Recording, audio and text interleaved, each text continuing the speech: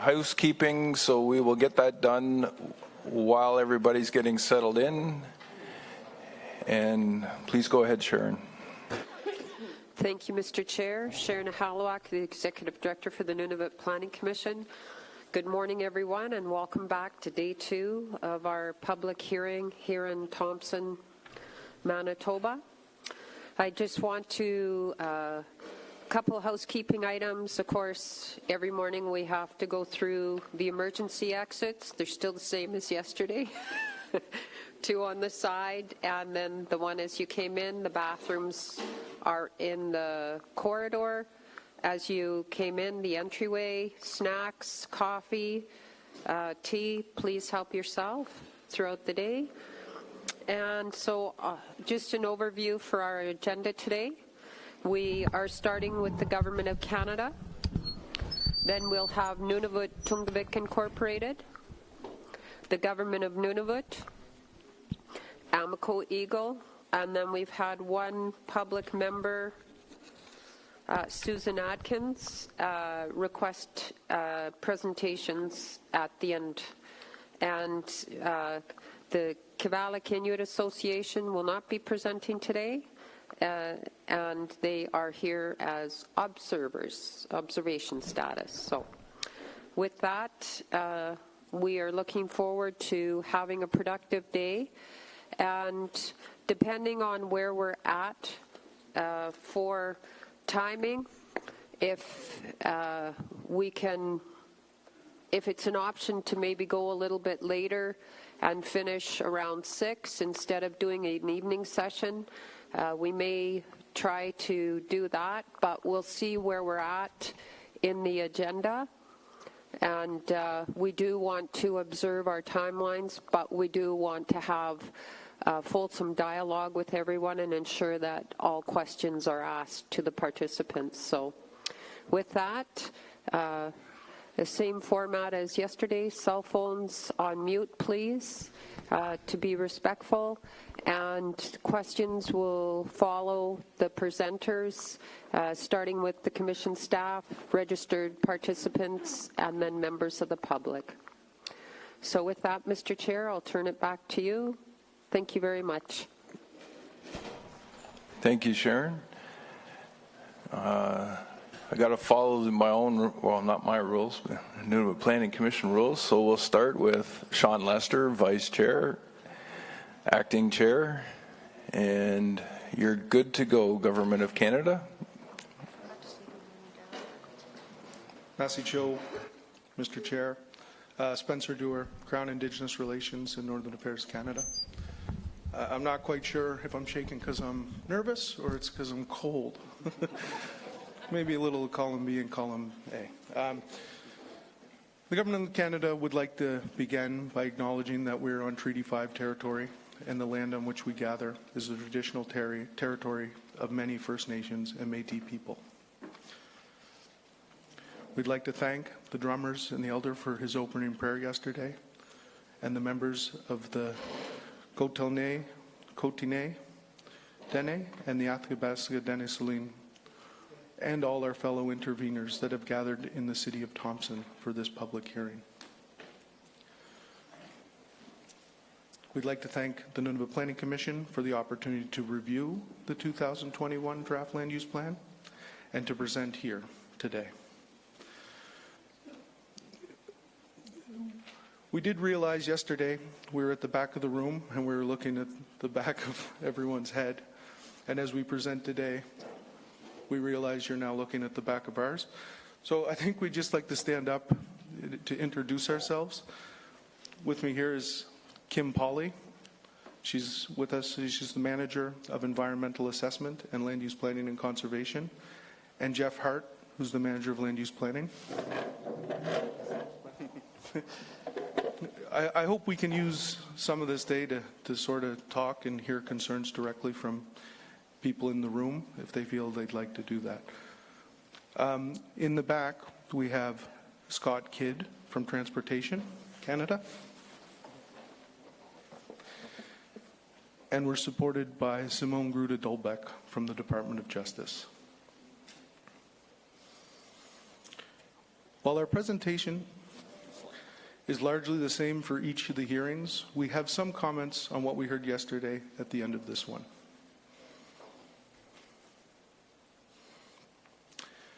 As a way of introduction, developing a first-generation land use plan is a difficult, complex task, and the Government of Canada recognizes the efforts and the commitment of the Nunavut Planning Commission.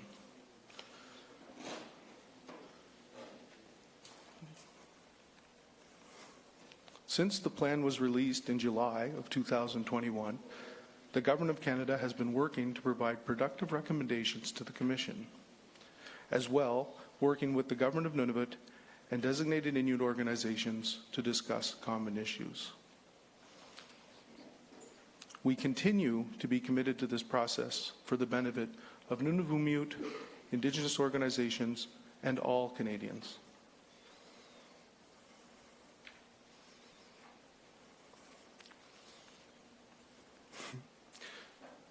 The mandate of the Government of Canada under the Nunavut Agreement and the Nunavut Planning and Project Assessment Act is as an approving party to the land use plans in Nunavut. In addition, we share a role in ensuring the principles and objectives of the planning process are met.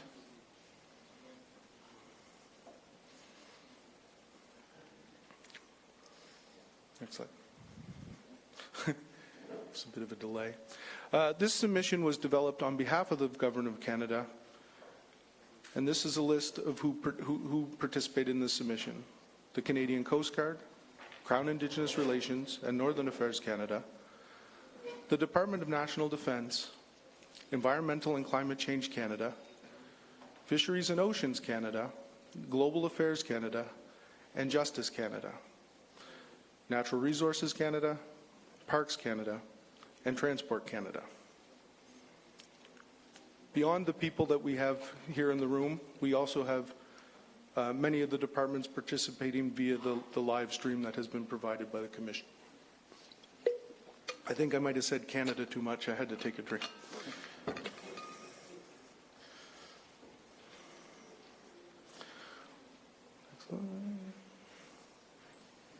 Okay. We'd like to speak a bit to the duty to consult. The Crown has a duty to consult because of its role in deciding whether to approve the Nunavut Land Use Plan. The Crown relies on the Nunavut Planning Commission's process to assist with filling the duty to consult.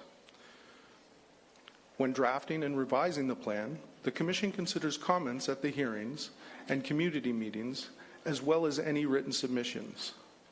These could include any concerns brought forward on potential impacts to Section 35 rights. The Government of Canada encourages Indigenous organizations and governments to identify to the Commission any potential adverse impacts to their rights and how they may be addressed through the draft plan.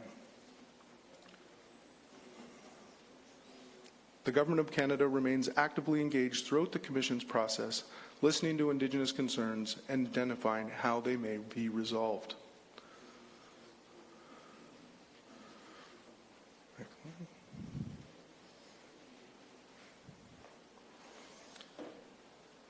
So the purpose of this presentation today will be to provide a high-level overview of the comments and recommendations submitted to the Commission by the Government of Canada on the 2021 Draft Land Use Plan. Written submissions were provided to the Commission, are on the public record, and they are more comprehensive and contain more detail on the issues than we have time to present today. It is important to note that although we are identifying issues that need resolution, the Government of Canada is confident and committed to a collaborative process that will make progress towards developing a sound, well-supported, and clear first-generation land use plan that can be successfully implemented.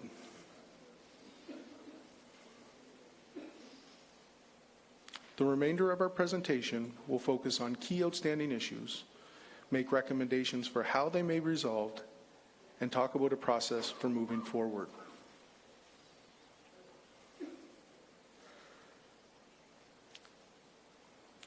The Government of Canada's review is guided by our priority expectations for a first-generation land use plan.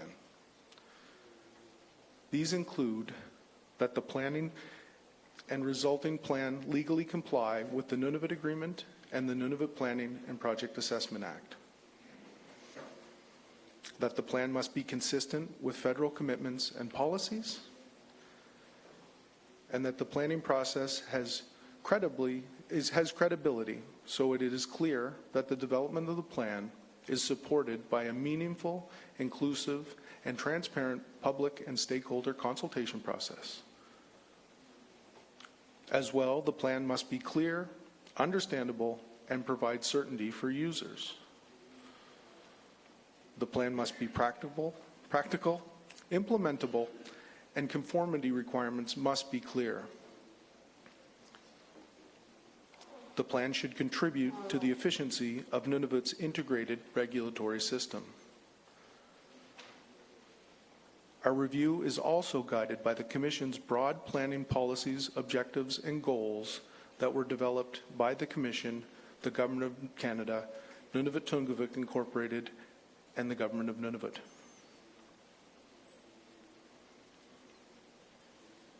The 2021 Draft Land Use Plan has addressed many concerns that the Government of Canada brought forward in 2017 and 18. There have been significant improvements. However, several substantive issues remain, and these should be addressed and resolved prior to the plan being submitted for approval.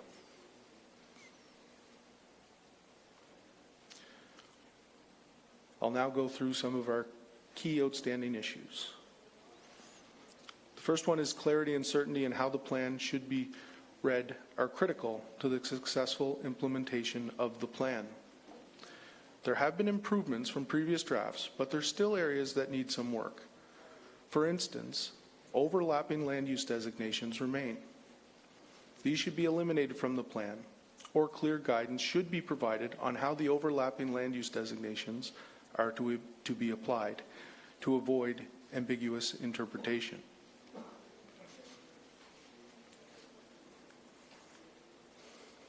Language in the planning requirements should also be improved to provide certainty.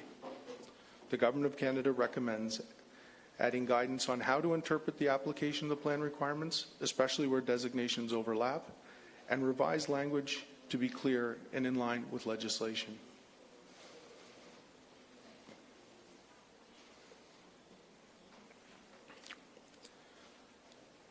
Next slide speaks to mapping.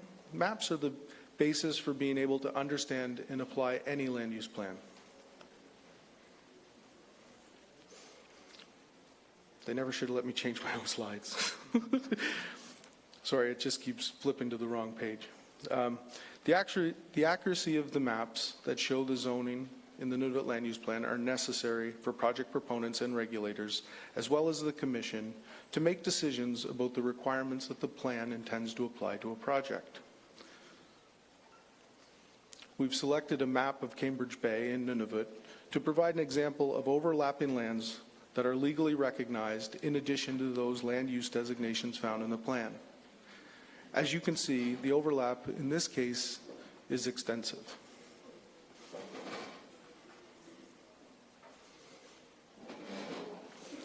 The Government of Canada understands there were some challenges experienced by the Commission in accessing certain map data and understands that work is underway to address this issue.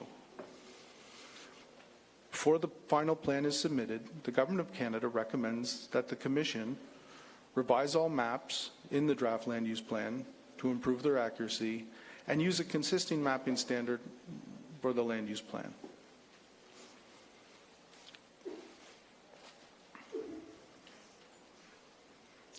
Now we'll speak to finding the balance between economic development, conservation, and the treatment of existing rights. The Government of Canada recognizes the efforts that the Commission has made and the challenges it has faced. Nunavut includes important habitat for the caribou and other wildlife, which are critical to the well-being of the people and the environment. As well, there's existing rights related to mineral tenure and other land uses. And at the same time, there's also important Section 35 Indigenous and treaty rights that need to be considered, and in some instances, accommodated. In our view, the plan cannot and should not be counted on as the solution to protecting all of these values on its own. There are a number of mechanisms available in Nunavut that will help achieve these purposes.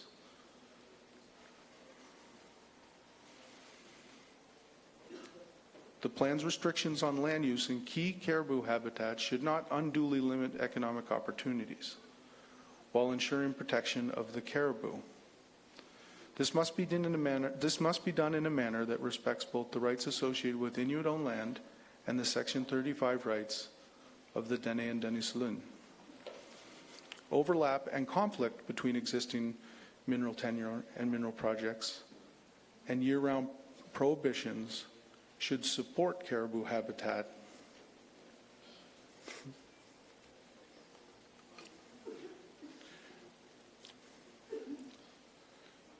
still in the plan.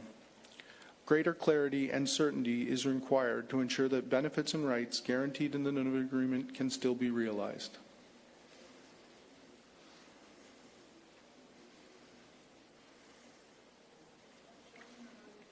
The barren ground caribou population numbers have declined over time, which generates concerns amongst all the participants here today. The Government of Canada's objective is that whatever approach the plan takes to barren ground caribou, it supports healthy populations that can support sustainable harvesting into the future.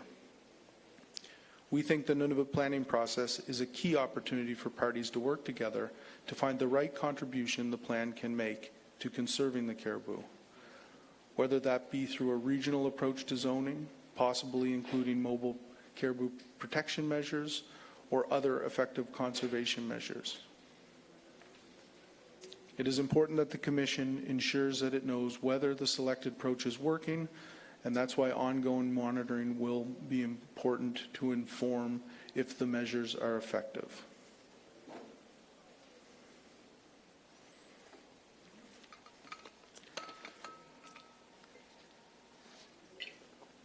At the same time, the value the mineral economy brings to Nunavut must be a key consideration. A healthy mining sector provides opportunity for Nunavummiut. It provides employment, contracting, training, and vital contributions to the government, Indigenous governments and organizations, and communities that allow for the support of local programming. We need to ensure that the land use plan does not close the door on economic potential when other regulatory tools can mitigate impacts to the environment. By way of example, mineral tenure covers 2.5% of Nunavut. Over a third of the tenure is overlapped with limited use zones that prohibit mineral exploration, development, and related activity. As well, a number of projects are fully enclosed within limited use zones. That means no year-round access, and this could prevent projects from advancing.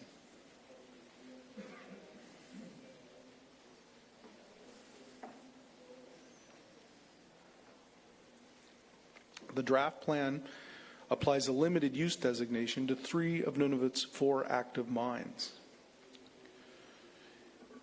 In addition to the land use plan, these projects are further regulated with a view to protecting the environment. They all possess Nunavut Impact Review Board project certificates, Nunavut Water Board Type A water licenses, Crown land use permits and leases, and authorizations from the regional Inuit associations, collectively tailoring a robust set term of conditions under which projects must operate. The Government of Canada recommends that the Commission rezone areas where existing mineral tenure overlaps with limited use designations to mixed use. However, the plan should continue to keep information on important caribou habitat, which should be retained as a valued ecosystem components designation, to ensure that it's properly considered by proponents and other parts of the regulatory regime. Of note, we support the recommendation from the Kotane Dene that the 2019 Order in Council overlap areas be designated as mixed use.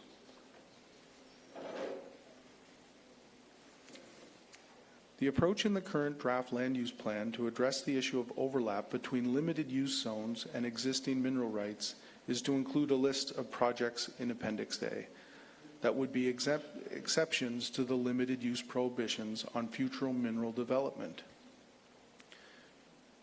Should the Commission remain committed to using Appendix A to list the properties that are in the exceptions to zoning, the Government of Canada recommends the Commission rezone limited use areas where they overlap with Nunavut's operating mines to mixed use areas with no applicable prohibitions, seasonal restrictions, and setbacks. As well, information on important caribou habitats not already identified as valued ecosystemic components should be retained under the valued ecosystemic components designation to ensure it is considered by proponents and regulators. In addition, all remaining mineral tenure that overlaps with limited use designations should be included in Appendix A and clarify that the prohibitions for exploration and development and ancillary activities, example roads and quarrying, do not apply to new project proposals or significant modifications to current projects.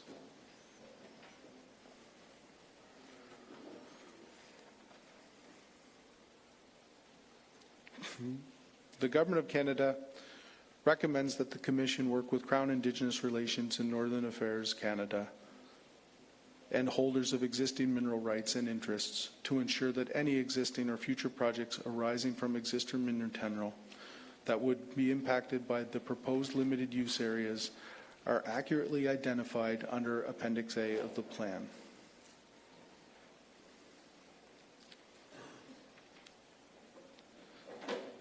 So the next few slides are in relation to marine transportation.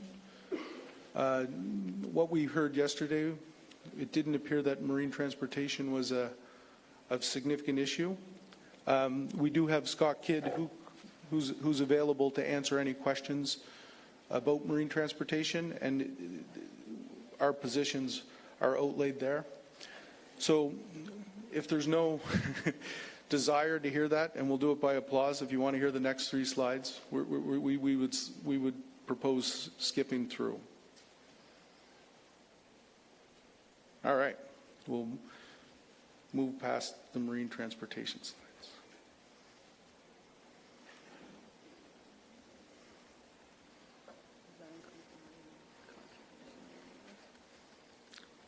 I'll speak to that one, yeah.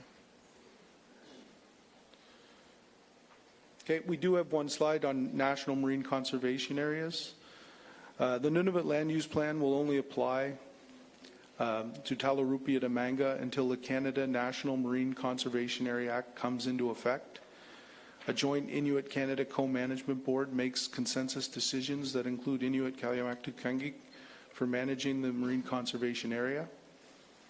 Some of the prohibited activities listed in the plan requirements may change after legal establishment of the Co-Management Board, and the planning processes will make decisions on appropriate activities. Migratory bird setbacks will apply to the key habitat areas located in Talarupia to Menga, and the planning requirements currently do not address this.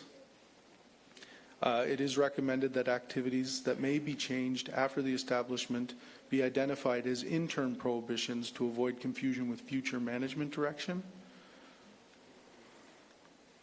And it is further recommended that the migratory bird setbacks identified in Table 1 of the Nunavut Land Use Plan be included in the plan requirements for the National Marine Conservation Area.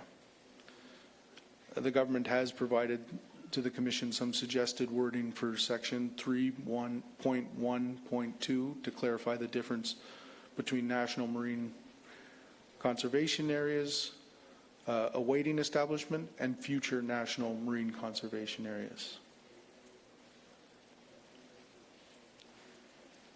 The next slide refers to disposal at sea. The Canadian Environmental Assessment or Environmental Protection Act governs disposable activities that governs disposal at sea activities in Canadian international waters near Canada. The Act prohibits disposal at sea without a permit. The Government of Canada prefers that the disposal at sea prohibitions be removed from the draft plan and suggests that disposal at sea continues to be addressed on a case-by-case basis under the Canadian Environmental Protection Act. using the mandated consultation process. As required under the Act, the Disposal at Sea program will continue to consult on permits in northern waters to address environmental concerns, including those in marine conservation areas and limited use areas. It should also be noted that vessel discharges are regulated under the Canadian Shipping Act 2001 and the Arctic Waters Pollution Prevention Act and their regulations.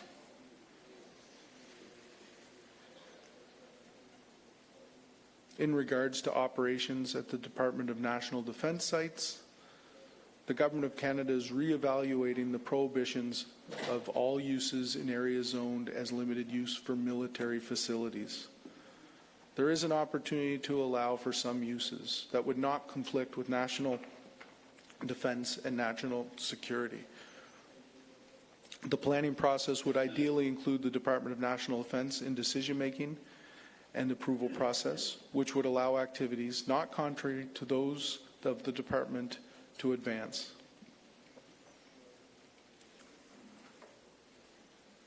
This may be achieved through a valued socioeconomic component designation for military, but would require a clear definition on what planning considerations are afforded as a result.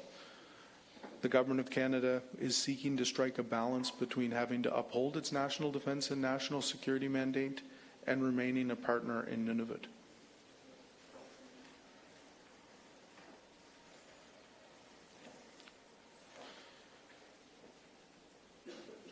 So to summarize,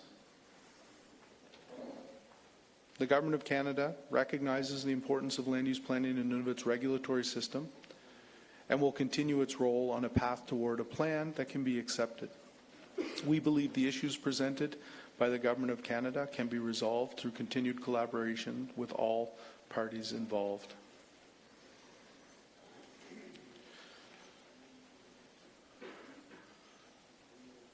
The Government of Canada supports the Commission working with the Government of Canada, the Government of Nunavut and Nunavut and Tunngavik Incorporated, and the regional Inuit associations to develop a post-hearing process to refine the draft plan to collectively address concerns raised in the submission and at the public hearings. The Government of Canada will also continue to listen to Indigenous concerns, noting how they may be resolved, and will take any further steps necessary to ensure its duty to Indigenous rights holders has been met. So before we move on to questions, I'd like to speak about a few things that we heard at these hearings yesterday.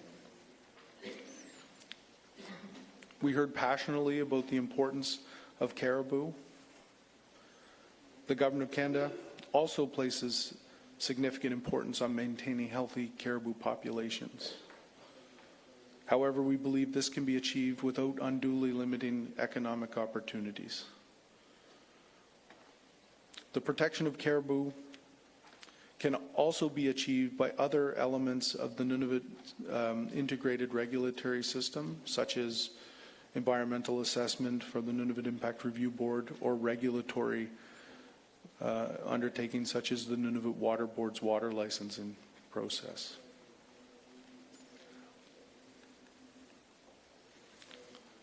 This speaks to another concern that we heard regarding the Kivalliq-Manitoba hydrofiber corridor. The draft plan allows for linear infrastructure corridor, but that does not mean, if it was to go forward, that it would not undergo a robust environmental assessment and regulatory review. Under the review, caribou would be at the heart of the assessment, and this would consider alternative routes.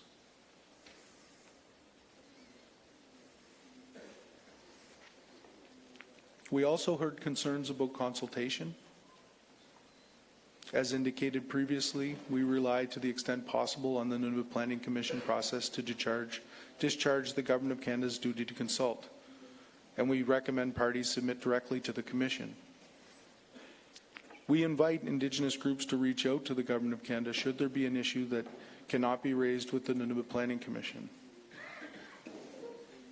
We have also heard questions specifically on how the Government of Canada would consult once the Commission submits a plan for approval. As indicated in our August 19th letter, the Government of Canada plans to engage with Indigenous groups in order to determine, based on the content of the revised plan, the issues that would require further discussions and the nature of the process that would be adequate in these circumstances.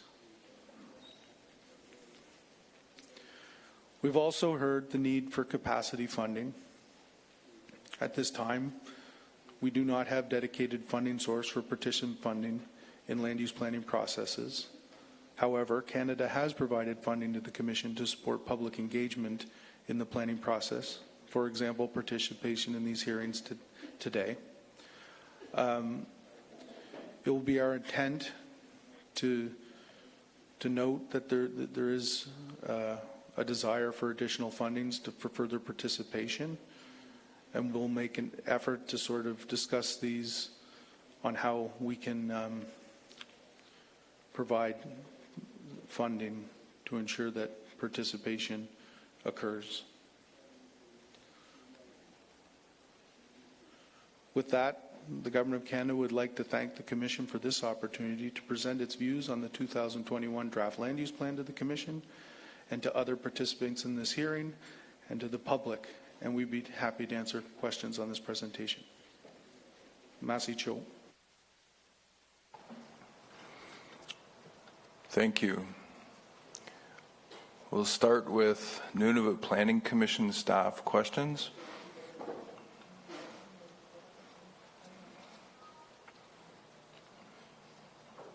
Please go ahead, Jonathan.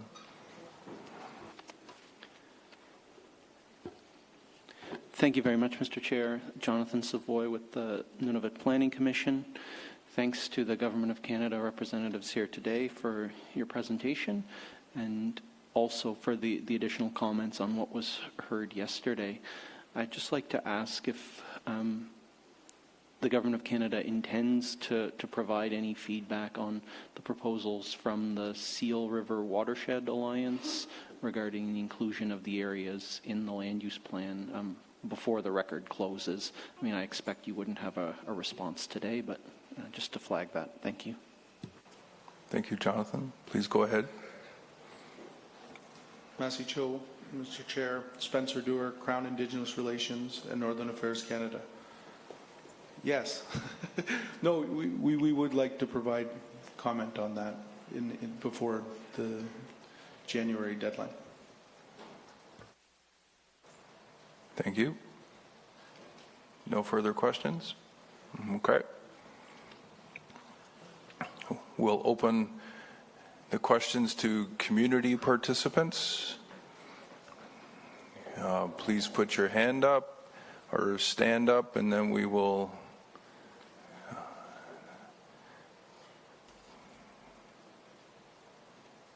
I don't see any activity. Okay. Please state your name, community, and then your question, please. Good morning. My name is Paul Denichezu from the Athabasca Denham Board of Directors. And I'd like to thank everyone that's here at the Nunavut Planning Commission meeting. In order to submit before the deadline that our population is 6,500 members that we represent, and in order to get to all of them, the members that live in Saskatoon, Prince Albert, we have to consult with them, but we need to educate them, but we need funds in order to get the information and in order to maybe support the approval or probably won't be supported.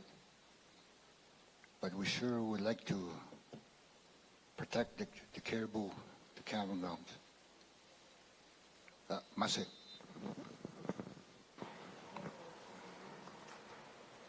Thank you.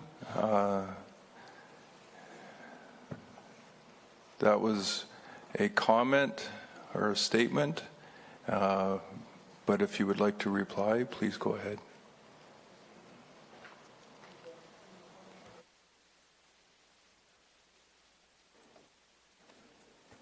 Massey Cho, Mr. Chair. Spencer Dewar, Crown Indigenous Relations and Northern Affairs Canada. Thank you, Paul, for the comment. We do hear you. We do realize the importance of consultation. We will, I think we'll have to speak about, what the needs are and maybe develop a bit of a proposal so that we know what's needed.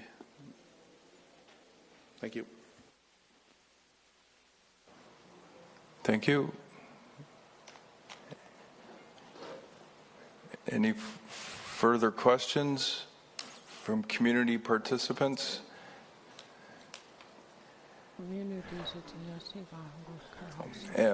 And I was just reminded, because you're all at the table and the camera can't see you, please stand when you ask. Thank you. Please go ahead. Ron Robillard, Athabasca Dene Sontene, did a presentation yesterday on the caribou and the impact that could have on our way of life. And you heard that the elders spoke yesterday too as well, and some of the leadership that spoke up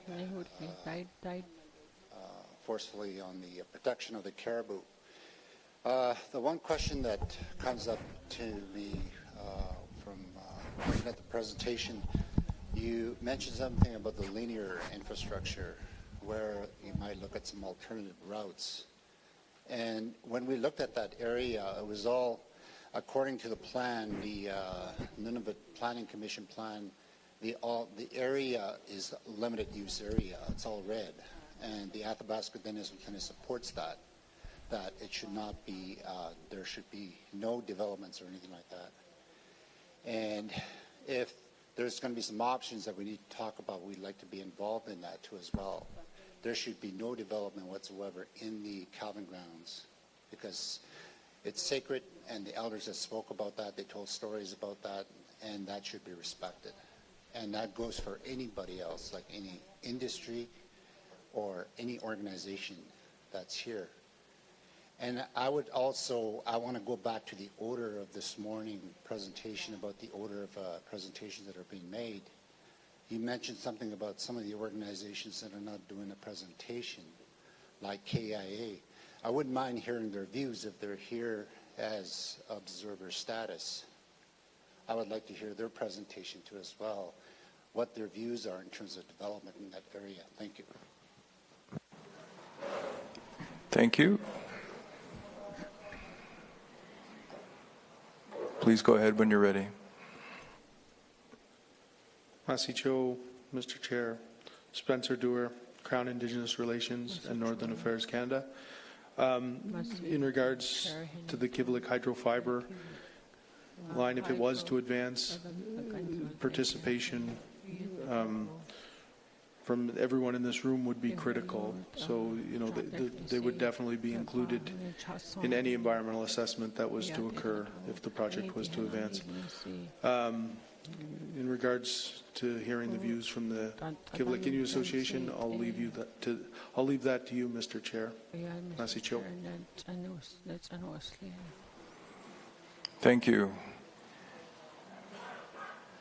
Any other questions from community participants?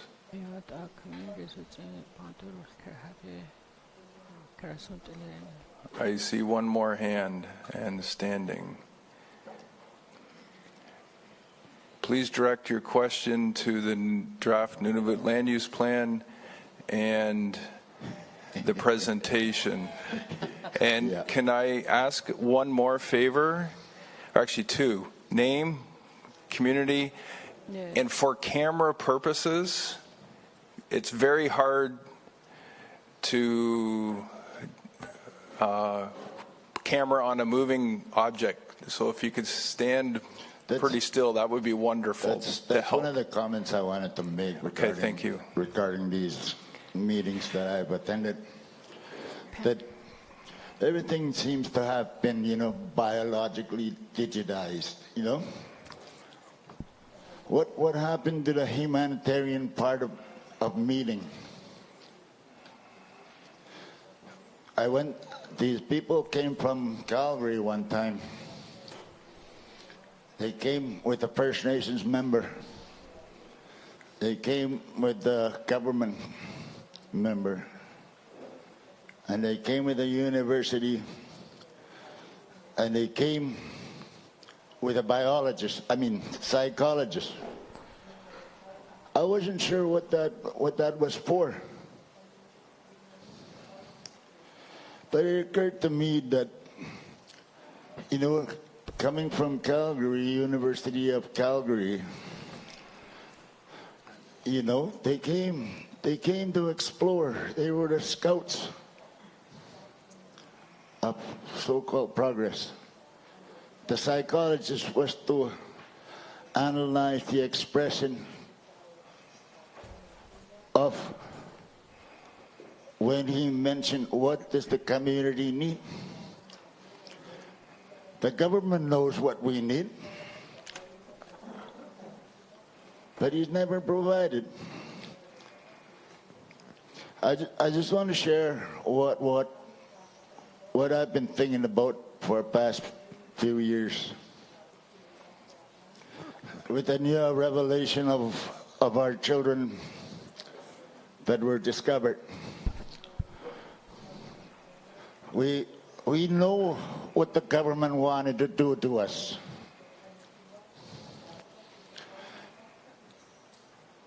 So, see, when you ask me to have a land use management plan, we have had a land use management plan for thousands of years. That's why when you came here, you thought it wasn't occupied. But all of us that you see are from our forefathers.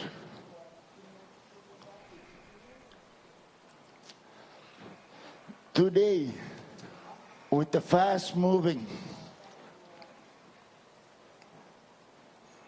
search for resources, that you can't even stand still because there's money flying all over the place. We had one visitor from Australia that said he had $70 billion to start up some sort of plant within our area. That kind of reminded me of some of the chiefs when they signed a treaty. They put the shiny objects over there or the food to force our people to sign that. Economic piracy. See, no matter where I come from, where I was growing up, a hydro dam was developed there. All my life has been put underwater. The only good thing that came out of that in my mind, because it's hard to get a job on a reservation, is I see my two nephews become mechanics. And they are able to feed their kids. What happens when we have a little bit of money, we try to employ our people, and then the government claws it back because the job we give him is only 2 weeks, and then the welfare makes sure he gets all his money back before he gets his welfare. our land use management plan has been there forever. I have some people down in Winnipeg that applied for a job to develop a land use management plan. And they had samples of all the people that they worked with. I told them, I do not want a land use management plan that resembles the European National Land Use Management Plan. I want you to take all your education and your PhD and help us navigate through this web of the government that has put there in front of us to get caught in. That is my what I had seen back when in '63 or '67. I was still running around bare feet on the ground with no garbage.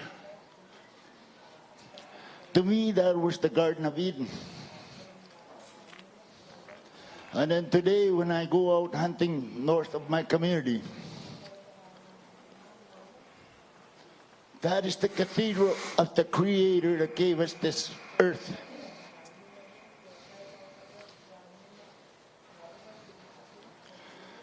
It is not easy to express that, because I look at your artificial ground. I know you do not understand what I'm talking about. But what is the difference between you and I? You need this, I need that. Where are we going to turn? Who are we going to listen to?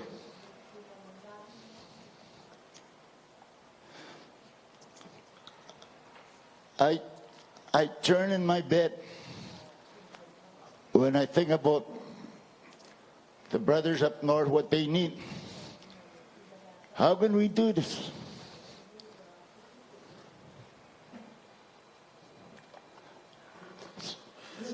See, when I was a constable,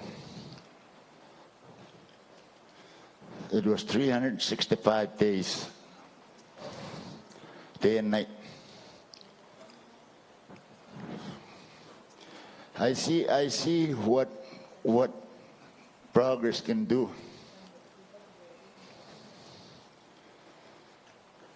I see how it hurts people now, especially with the pandemic that happened.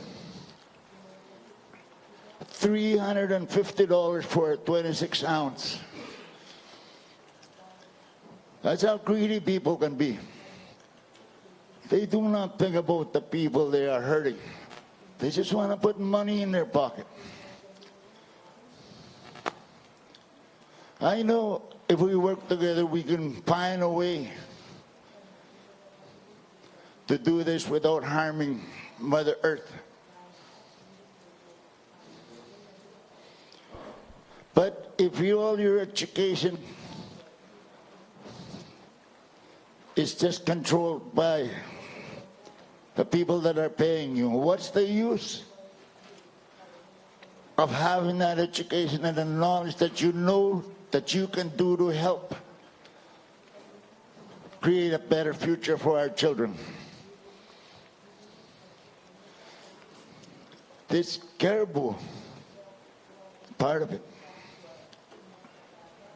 The bees today, nowadays, there's probably, I've seen probably about 20 yellow jackets this year. Last year, it was the monarchs that came last year. And this year, it was the swallowtail butterflies. See, it is not us that controls the world that goes around. We seem to forget who put us here.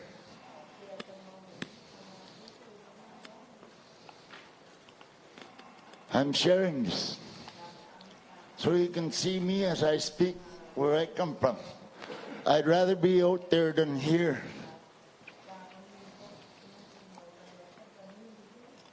See, I have a friend from Kenya.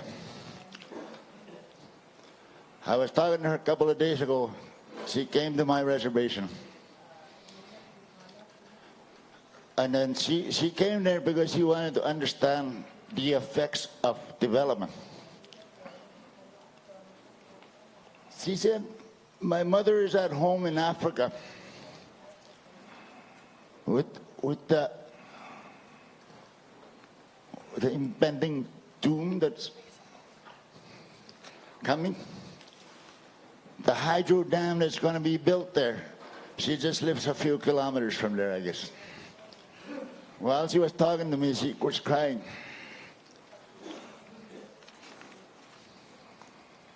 See, when they build a dam in my homeland,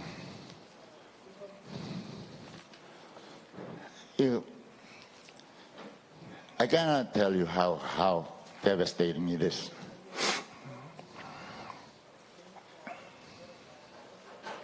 One man that used to be a minister of natural resources, a minister of hydro, back in the 1960s,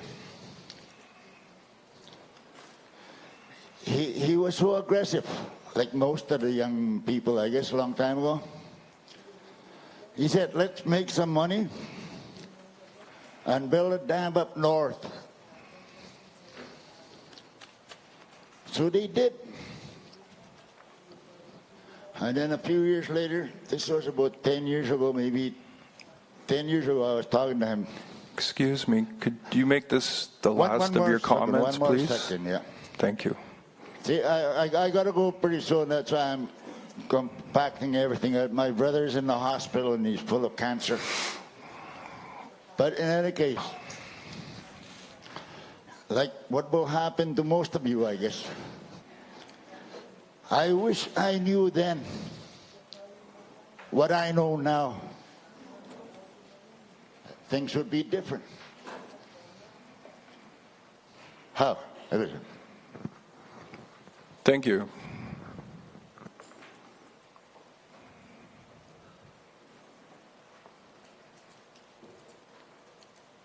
Any other questions from community participants? I see a hand right here. Beth will continue with the tables and then we'll make our way around. Oh, no, over here. I saw this hand first. Was there a hand also? Okay, you're next. Good morning, everyone. Thank you, Chair, Canada, Commission, delegates. My name is Simon Denichisi, Chief of Northlands, the National First Nation. In regards to the fiber link, I support Ron Rocklark, Chief Negotiator.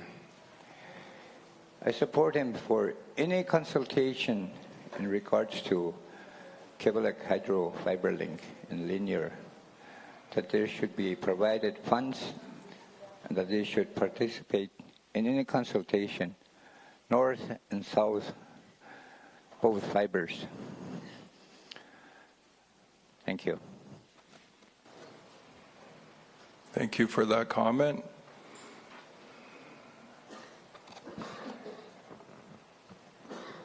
There was right over here, Beth.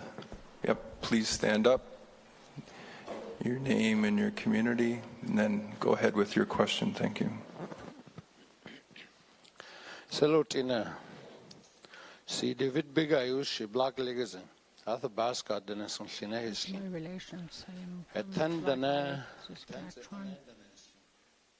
And I come from the Caribou people. David Bigay. I'm from Athabasca, Dennis on Chine. Caribou people. I'm a leadership, a bank counselor.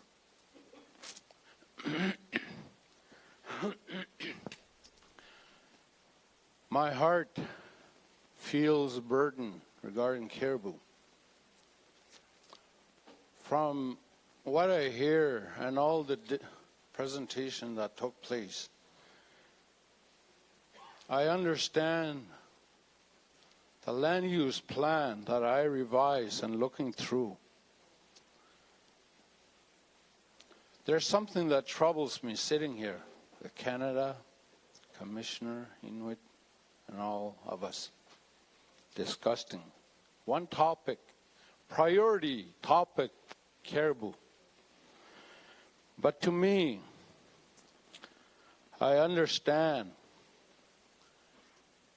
that's not the priority here. Priority is mineral rights and transmission line and the road that is compressed in the plan. When we say duty to consult, before the plan, from what I understand of the Mother Nature of the elders that was brought on to us, duty to consult is a matter where it's addressed to all First Nation or individual. When we say mix, overlap, land use, supposed to be addressed before the plan was in place.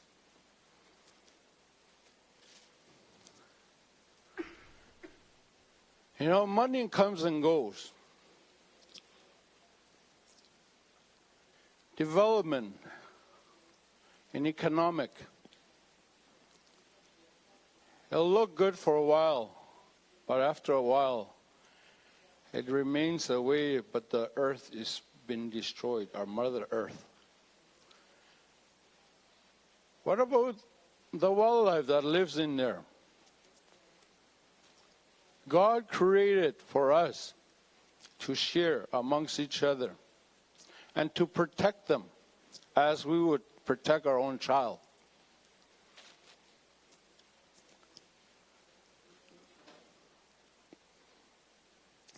That's something I need to address and remind both parties and all of us that's in here. The matter is in the palm of our hands, a decision. We've got to think about the red zone. There's always a way, a solution to a problem, and we need to identify that. Think about it. Let's all think about it. Pause and think about it. The passion of wildlife.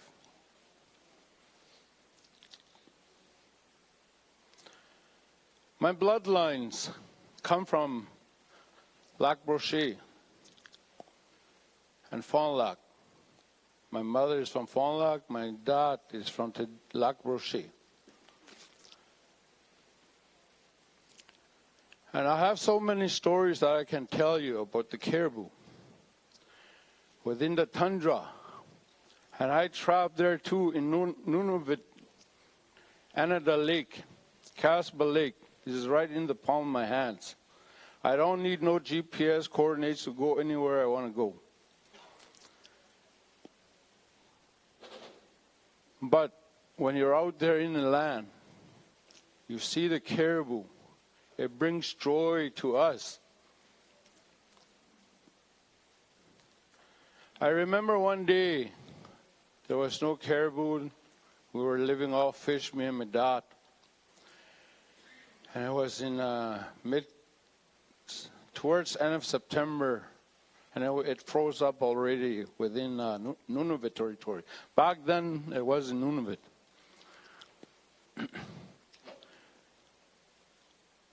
My dad said, "My son, what are we going to have for supper today?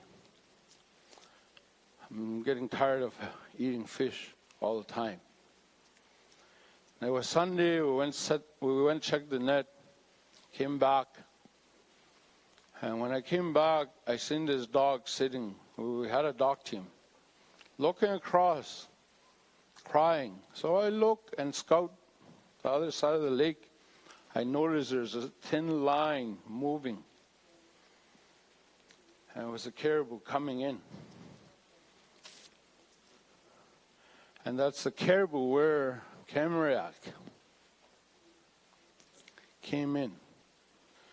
My dad was dancing with joy, crying. He kneeled down and prayed to the Creator that the caribou came back. My heart felt that pain that day. I never thought I'll get this opportunity to say that here today. Canada is here. There's a lot of promises. There's a lot of things that we've been asking.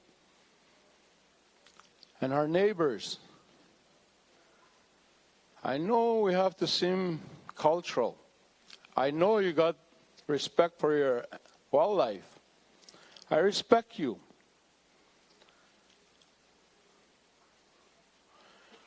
So please, let's think about it before we push this through. Or, to me, from what I understand, it's already there. Because I don't see what's going on over there. But it's something that we need to think about. The caribou. The topic, caribou, not minerals, not hydropower line or roads. I know we need it, but there's a way. Like I said, a solution we need to come up with. Masicho, thank you. Thank you. I believe we'll go over to the table. Oh, sorry, I did not notice. We'll go to the elder, please.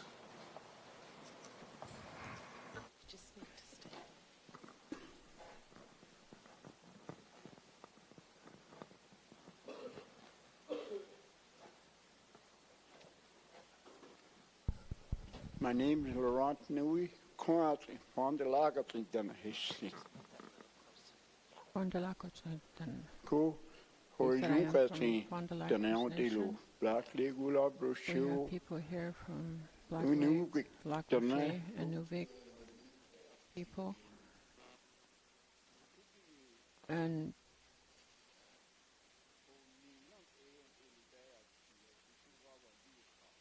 it's like telling stories in our languages. As we remember, many elders were living in the areas, and we lived with the caribou. We followed the caribou on their trails.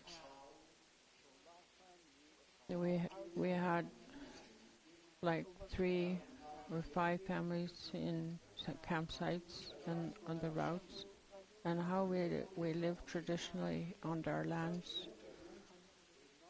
And there is the English-speaking people, the Cree, the Dene, and where our campsites were in a lot of areas that is too many to put on the areas that we had. We used the dog teams to travel. And when we come to where there's no caribou, no trails or footprints of the caribou, and then when there's snow, we follow where the wind comes from. So when it's calm or it's windy, in the directions, and our stories are told, and we need these English-speaking people as well too. And we know what is a problem for us. And now the power and the hydro dams will be upsetting the routes of the caribou, which we live off of. And as Dene of the land, we have to ask now in what the concerns are with the caribou, and we will get to have a chance to talk what we feel as the Denesutliní. Yes, today I will just leave it at there at this point because I forgot what to say. Thank you. We'll move over to the side table there, Beth. Please ask your question. Thank you. Good morning, everyone. My name is Katie Rasmussen. I'm with the technical team for the Athabasca Denesutliní. So my question is that I heard in your presentation that even in the most critical of caribou habitat, so in the calving grounds, the Government of Canada is supporting and prioritizing mineral extraction.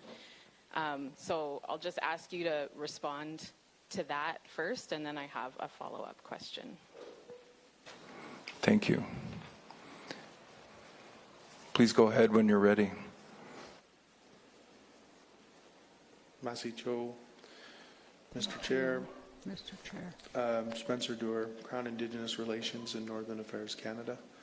I wouldn't characterize it that we're prioritizing exploration in calving grounds. I think what we're trying to do is ensure that mineral tenure that was issued, lawfully in accordance with the regulations is sort of respected. So it's our belief that in those areas, the land use plan is just one step of the integrated regulatory environment. So we believe that it shouldn't lock in or lock up existing mineral tenure. And then the Commission would ensure that it was designated as a value ecosystemic component designation so that all regulators going forward, whether it be an environmental assessment or a regulatory review, would be aware that that was a core calving ground. Thank you. Thank you. Please go ahead with your follow-up. Thanks. Thank you for clarifying that.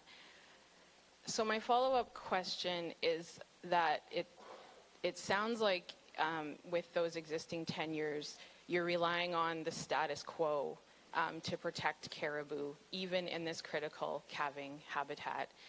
And what we've heard here today and yesterday, and what we've heard throughout the hearing from Indigenous communities, is that these grounds are sacred and need to be respected and protected. We see caribou herds declining across their range, and we know that habitat protection is one of the most fundamental ways to protect caribou. That's even written into the government's own Species at Risk Act, the importance of protecting critical habitat. So my question is, given that the status quo is not working and the environmental regulatory process has shown that it leads to declines in caribou, mitigation measures, while they are helpful and important and part of a toolbox, they have also shown that caribou continue to decline. So given that knowledge that we have, given how important caribou are to the caribou people, as we've heard, how can Canada justify not taking this opportunity to take a stand and protect caribou before there are shovels in the ground in some of these areas? Thank you. Thank you. Please go ahead when you're ready.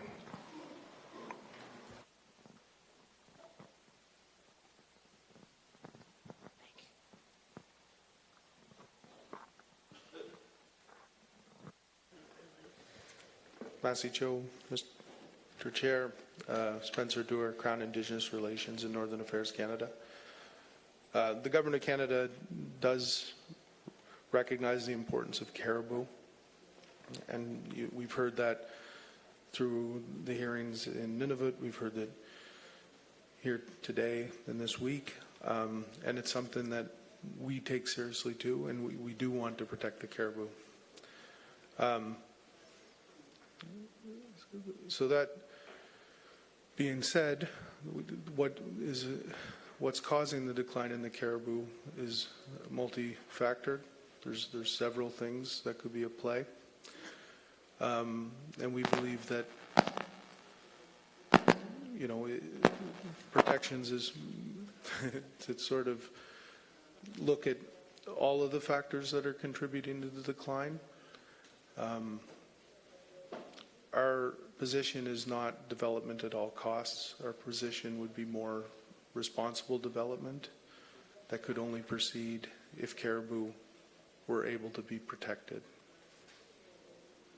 Massey Cho. Thank you. Okay.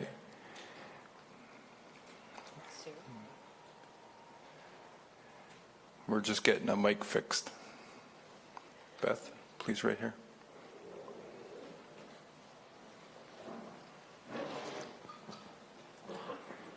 Please go ahead. Hello, Stephanie Thrassi from Tadouli Lake, Manitoba. So my question is, Canada says that very limited restrictions on development can protect caribou, but offers no evidence to support this claim. And in a context where the barren ground migratory herds are being listed as endangered species, projects across the north, including the diamond mines in Northwest Territories, are widely considered to have contributed to the precipitous decline in the Bathurst caribou herd. This has resulted in significant restrictions on Indigenous harvesters. What evidence can Canada provide to support their position when the vast majority of scientists and elders agree that this kind of industrial development causes a major factor in caribou decline? Thank you. Please go ahead when you're ready.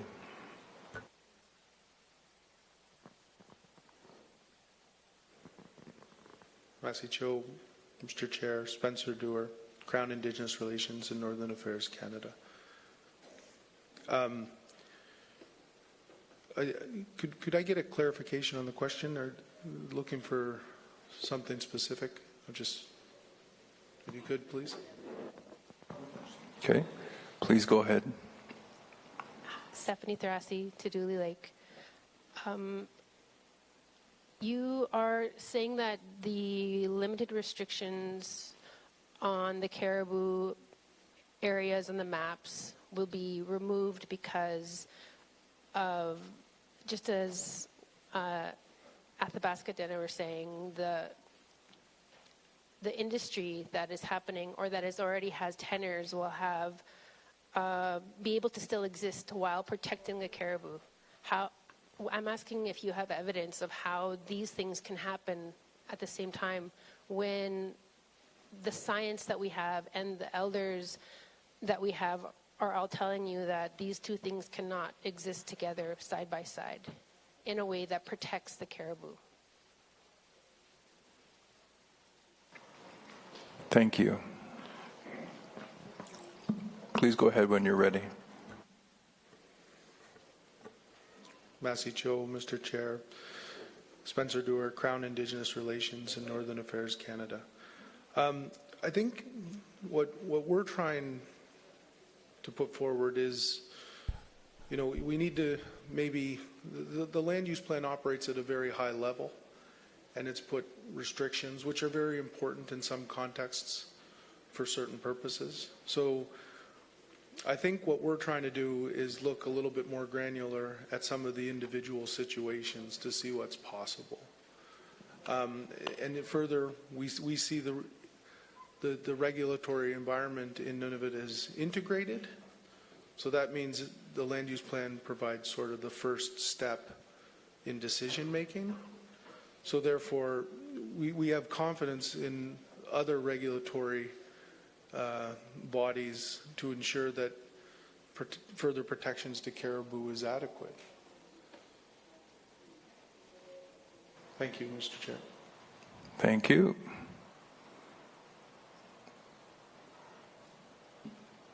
Any other questions from registered participants? I see a couple hands and one standing, so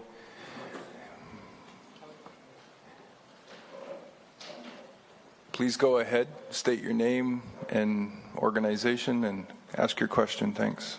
Good morning. Kelly Olson, legal counsel for Hotel Nene Katina Dene. I'd like to thank Spencer and the federal team for their presentation this morning. Today's presentation and previous correspondence from the Government of Canada regarding the process for Crown consultation with respect to the Nunavut Land Use Plan has provided Hotel Nene Katina Dene with some insight into how Canada intends to discharge its duty to consult with Indigenous peoples.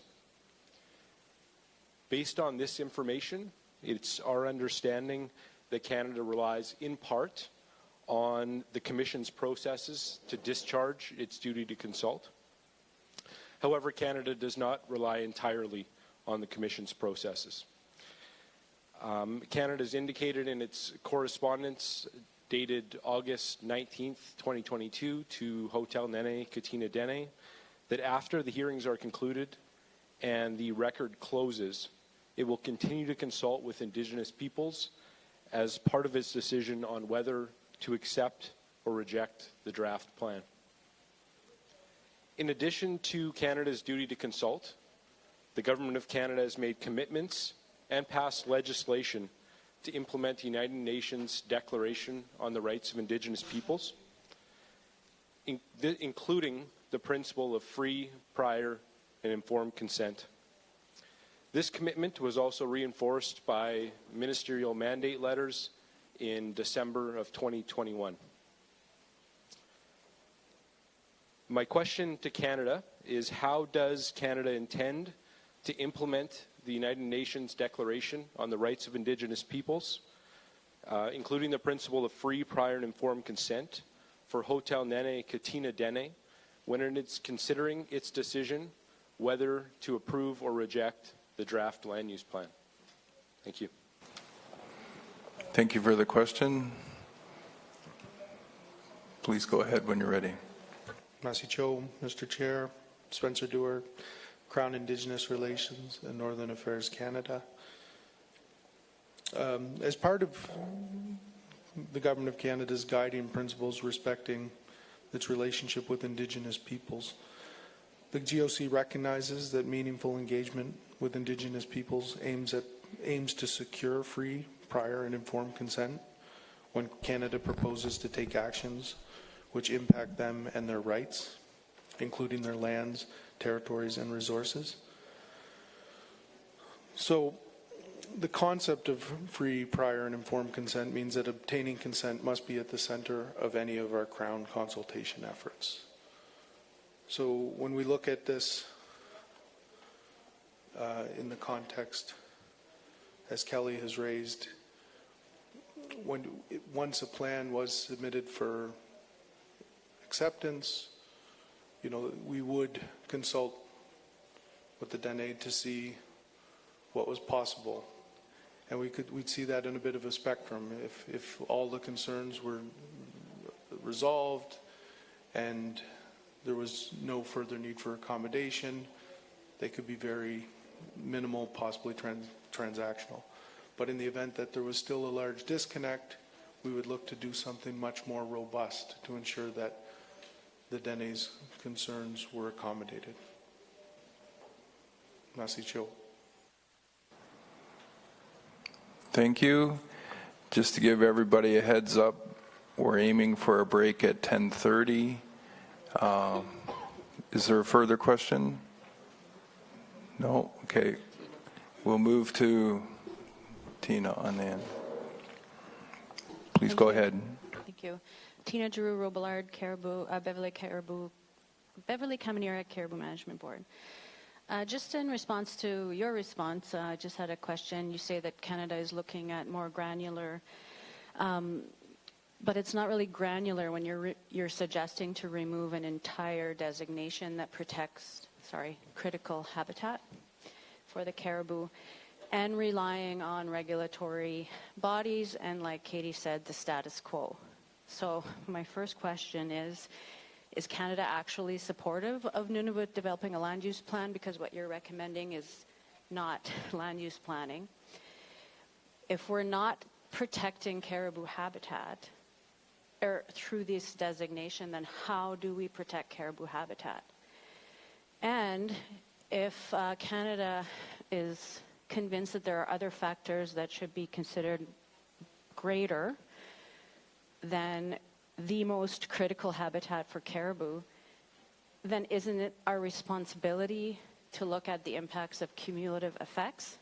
And so how would you propose to deal with that without any designations, without any protection measures for habitat? Thank you. Thank you. Please go ahead when you're ready.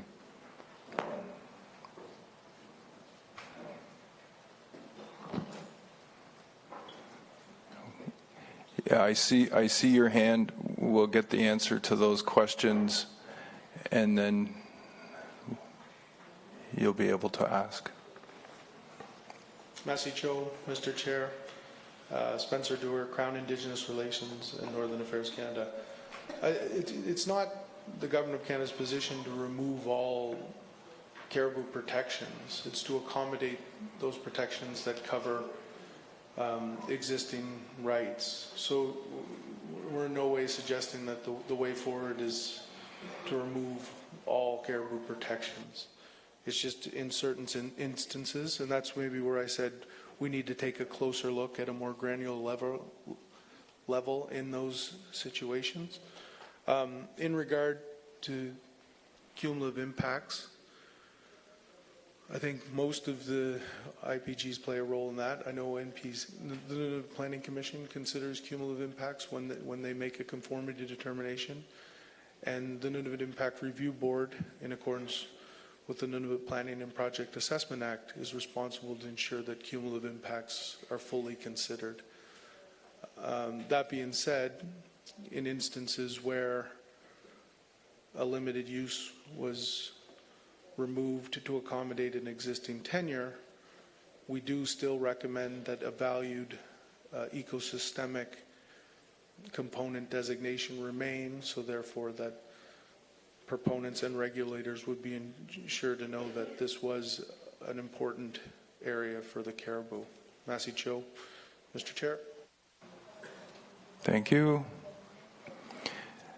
We have one more question before the break. Please stand there. When this interaction ends, we will have our break, and then the Government of Canada will come back to the table in case there's further questions. Thank you. Thank you, Chair. Canada. It's for better understanding and clarity. For us, Indigenous group. Name, please. Sorry. Thank you. Chief Northlands. Sorry. For us, Indigenous groups, caribou is a high-level priority for us. And this land use plan, there's a lot of elements in it. It's of great importance to us to resolve our outstanding settlement. In order to ratify our settlement, we need to have a clear understanding on some of the issues that are of great importance to us, AD and MD, and that's caribou. We need our livelihoods as much as economy, but we need to have a better understanding on how we can resolve these issues. In order to resolve these issues, we need to consult,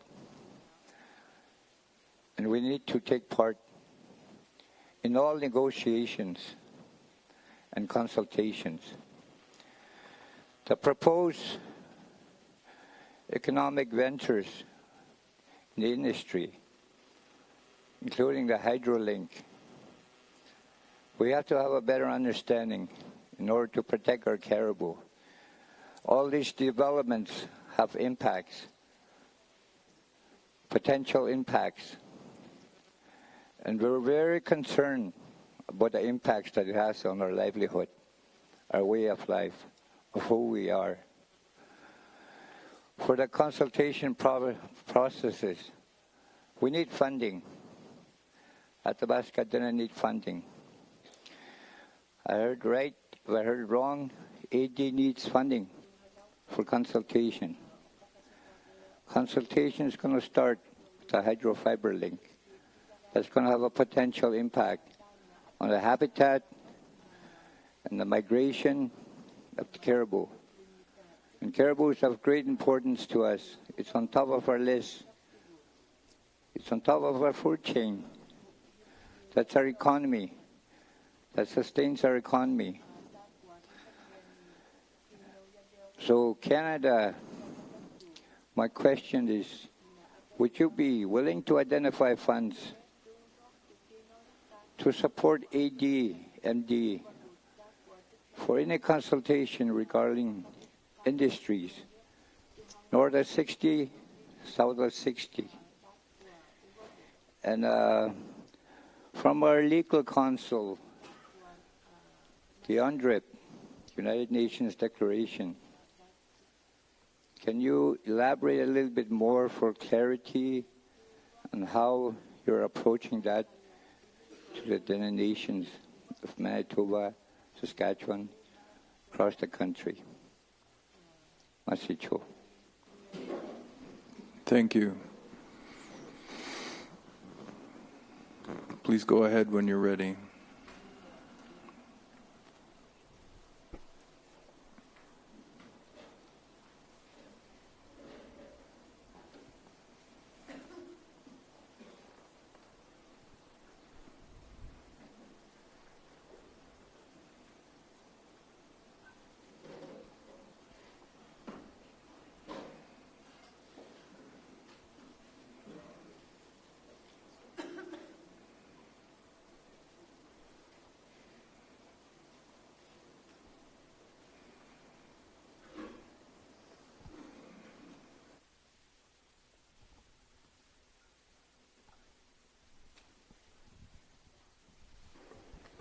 Masicho, Mr. Chair, Spencer Dewar, Crown Indigenous Relations and Northern Affairs Canada. We certainly hear you regarding caribou and its importance. I did want to add, Kim keeps nudging me, that part of our strategy towards ensuring caribou are protected would rely on monitoring to ensure that measures in the plan were effective. In regards to funding, we certainly hear you, and we recognize the need, and we will commit to looking for funding because we recognize how important it is. There's sort of, depending on what we're doing for the Nunavut land use plan, there's not necessarily a project on the table that we're further considering. So we would encourage, because as I understand, and I won't speak to it, that I know that you're negotiating treaty agreements with the Government of Canada.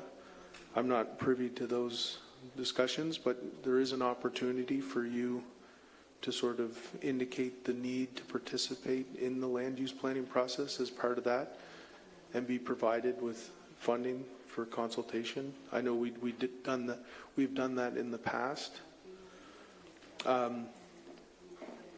In the event that there is a project that is on the table that needs to be secured, it would be critical that we do consult with the Dene. And we do have participant funding that would allow for the Dene to participate in environmental assessments. North of 60, yeah. When it comes to the United Nations Declaration on the Rights of Indigenous Peoples, it would be our intention that all Indigenous organizations were treated the same regarding consultation. But if there is a specific group that you're interested in knowing about, we could take that question and provide a written answer. Masicho, Mr. Chair. Thank you. We'll take a 15-minute break, and then we'll have a follow-up question after the break, if that's possible, where the federal government will be coming back to the table. I saw that hand. You're up, number one.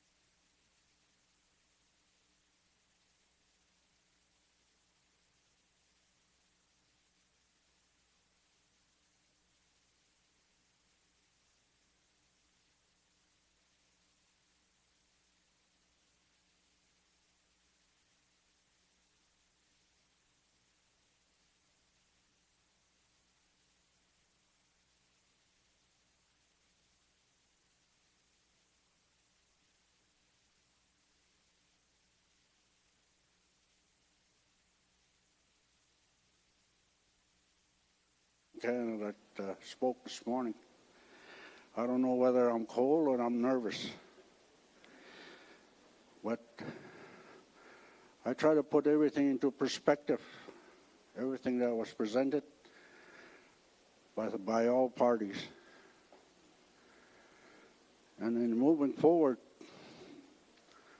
the things that I put together in my mind that I think is very important to the Aboriginal group on what we're discussing about. I've wore a lot of hats in my lifetime, different hats. And I've sat in the front, I've sat in the back, asked questions that affects our lives. When I'm a Denny. My culture, my life, so important. The Great Spirit gave me the color of my skin. The Great Spirit gave me my tongue. Great Spirit gave me land. And the Great Spirit gave me wildlife for survival. My survival doesn't come from the Constitution of Canada or England. That's why I want to speak on UNDRIP, United Nations Declaration, that you've been circling around when you have been asked a question about the United Nations Declaration. To make it clear and give you clarity on United Declaration and duty to consult. Duty to consult is a separate issue. United Nations Declaration forces Canada to come to the table to discuss my rights and what I intend to do with those rights, and how can I develop those rights and implement them on my land. That recognizes that I can develop my own laws within the land that I own, my people own. I can develop that. And I don't need to ask you if I can do this. You know, environment is so important to us. And we have laws, natural laws, that governs us and governs the wildlife, the environment within our territories, our ancestral lands. I don't like to use territories because I don't want to block myself into one box. When I speak on ancestral land. Article 10, Article 32, Article 25 to 32 recognizes that as a human being, now, after 1982, UNDRIP comes in, recognizes the rights of the indigenous people, same with the Inuit, all Aboriginal people in this country. When I say that, when it comes to wildlife, caribou, our land, our medicines, our berries, we should be the ones deciding what kind of law should be implemented within our own land. Not Canada. Canada is there to support it or not. You circle around UNDRIP. I don't know why you don't want to answer it truthfully, what UNDRIP is. That gives me and my people the power to implement laws within our own lands, protect wildlife as well, protect the water, protect our medicines. And that's what we intend to do. So when we ask a question about UNDRIP, you should give us a straight answer. This other portion, yes, you have a duty to consult and accommodate us. And when it comes to do the consult, funding has been requested for consultation from Athabasca, Northlands, Saisi. And you're telling us to put a budget together. You want to have a look at it before you can find funding for it. That's what I heard, didn't I? So, you're the one that has the laws right now on federal crown lands. And if you don't know what you're going to fund, I don't quite understand. You can no longer implement law on us within our own land. The constitutional laws will have to change in some time in the future. That's a statement I wanted to make. United Nations Declaration is a powerful tool for us now that we can use. We have been never recognized as human beings since the time Columbus came into the shores of this country, Turtle Island. 1982 Constitution didn't recognize our rights. When I speak about our rights, it's a right given to me by the Great Spirit, not the Constitution of Canada. Recognition of those rights and protection comes from Section 35. I'm not wrong about that. I know I'm right. So, when we're discussing what we're discussing here, we are being heard. But will it be fruitful at the end of the day? When we meet in January, then I'll be asking questions again after the presentation, whether it's fruitful or not. And I'll tell you a little story. It's going to be a short one. I have a granddaughter, 13-year-old. When she asks me for something that she wants a little gift, and then I say, my girl,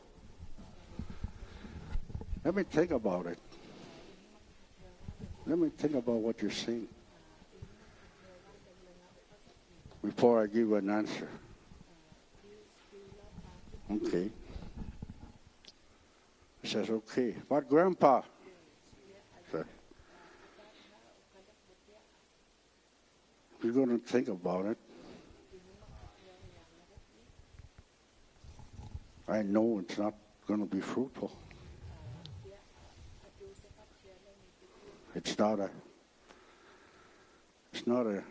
answer yes or no. You're just going to think about it, and you may say no. That's what I see here. We will consider what we will present to you, to everyone, will be put into consideration, but we don't know if it will be fruitful. But from the last time you met with the group, there has some fruitful fruit that come out of it. I hope it does at the next session. So Canada, why are you circling around the United Nations Declaration? We're asking you for a straight answer. Article 10, 25 to 32. And it's going to happen.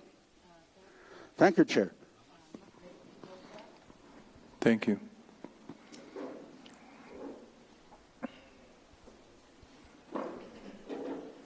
Please go ahead when you're ready. Merci, Cho.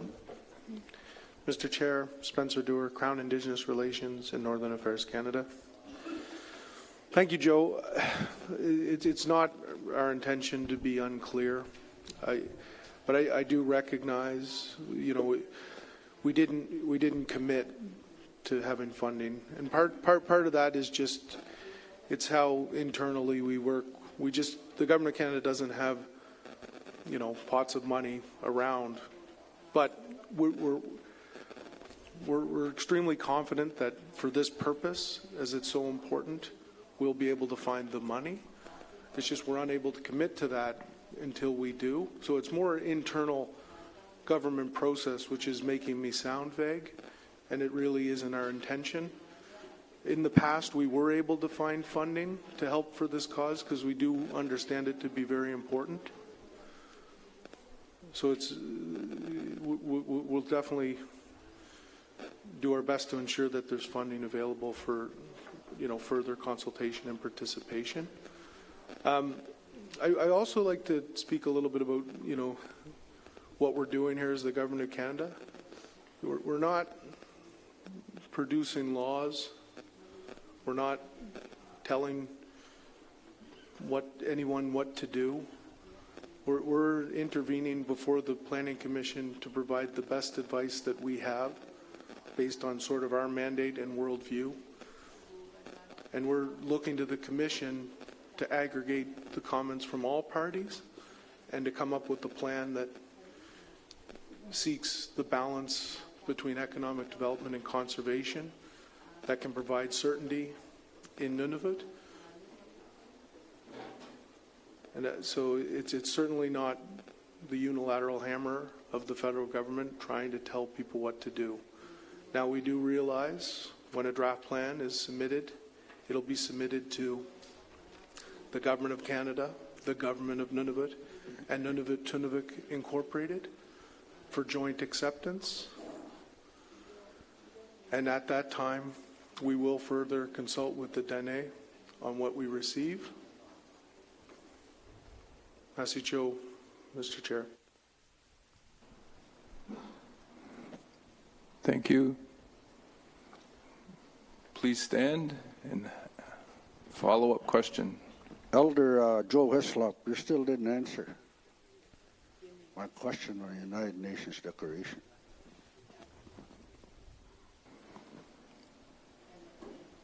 Thank you.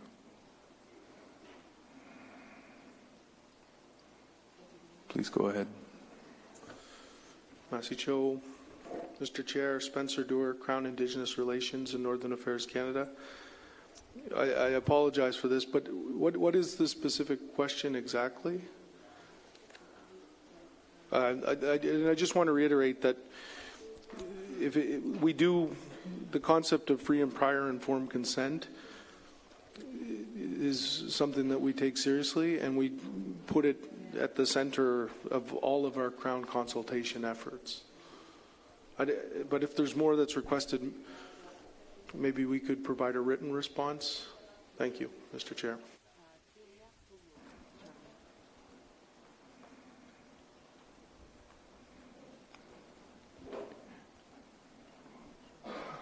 Yeah, we registered participants coming to the mic. Please go ahead. I can't hear you. Something's up with the mic. Kelly Olson, legal counsel for Hotel Nene Katina Dene. So further to my question asked earlier and to Joe's repeated questions, I think what we're seeking is a confirmation from Canada that it will seek the consent of Hotel Nene Katina Dene when it is considering its decision whether to accept or reject the draft land use plan. Thank you. Please go ahead when you're ready.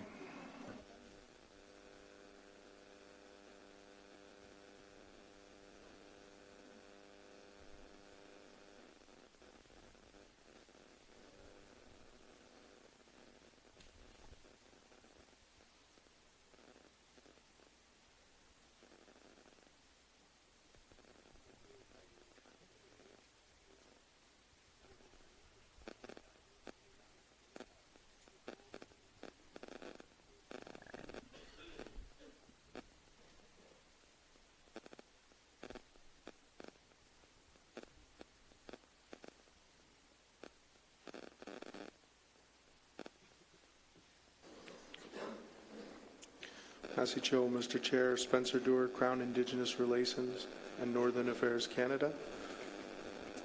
We're going to need a minute just to confer on this one. Okay.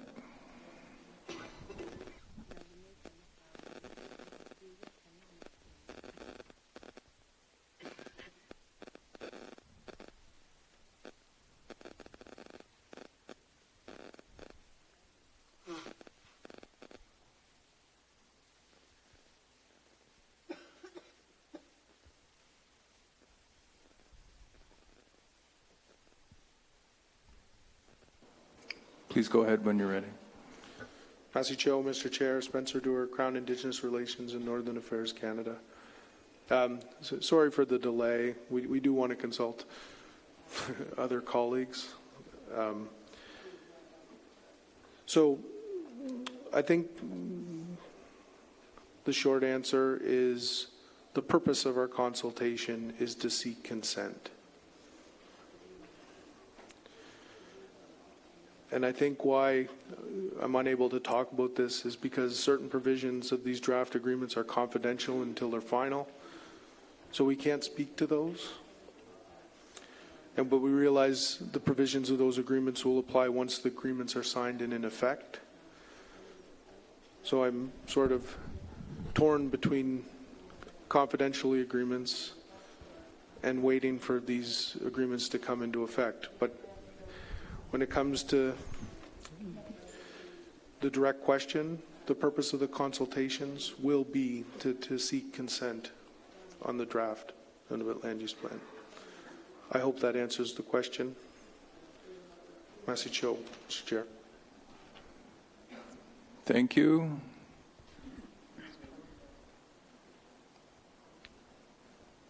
Any other questions? A gentleman at the back, and then Stephanie at the front.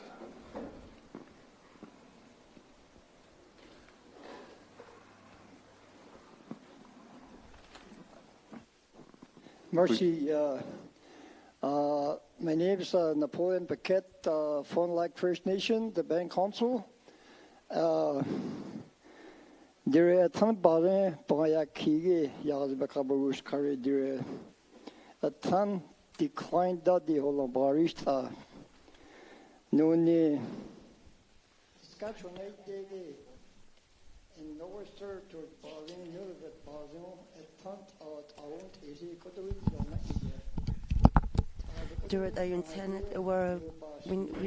we need more information, and the caribou is declining, and that's all what we hear of. We don't know how the caribou is declining, and we need more information and clarity on this.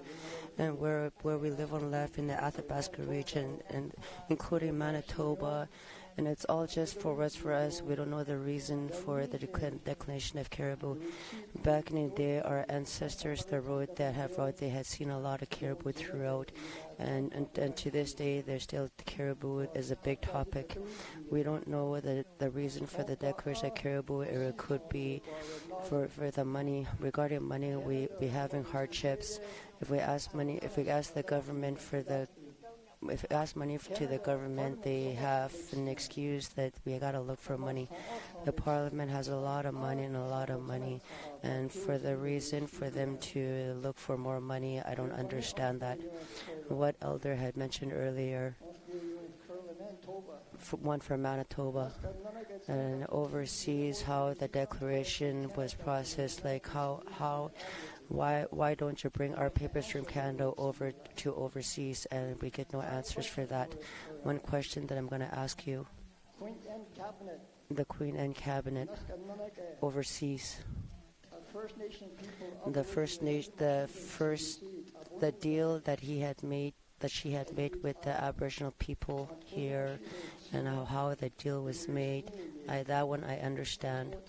And how the royalties in the First Nation, the government, and how they use the trust fund. The money came into the trust fund, and until this day, what happened to that money? We still haven't heard anything. When we know the money is over in trust fund, and or is the Canada using the money? We don't know how that.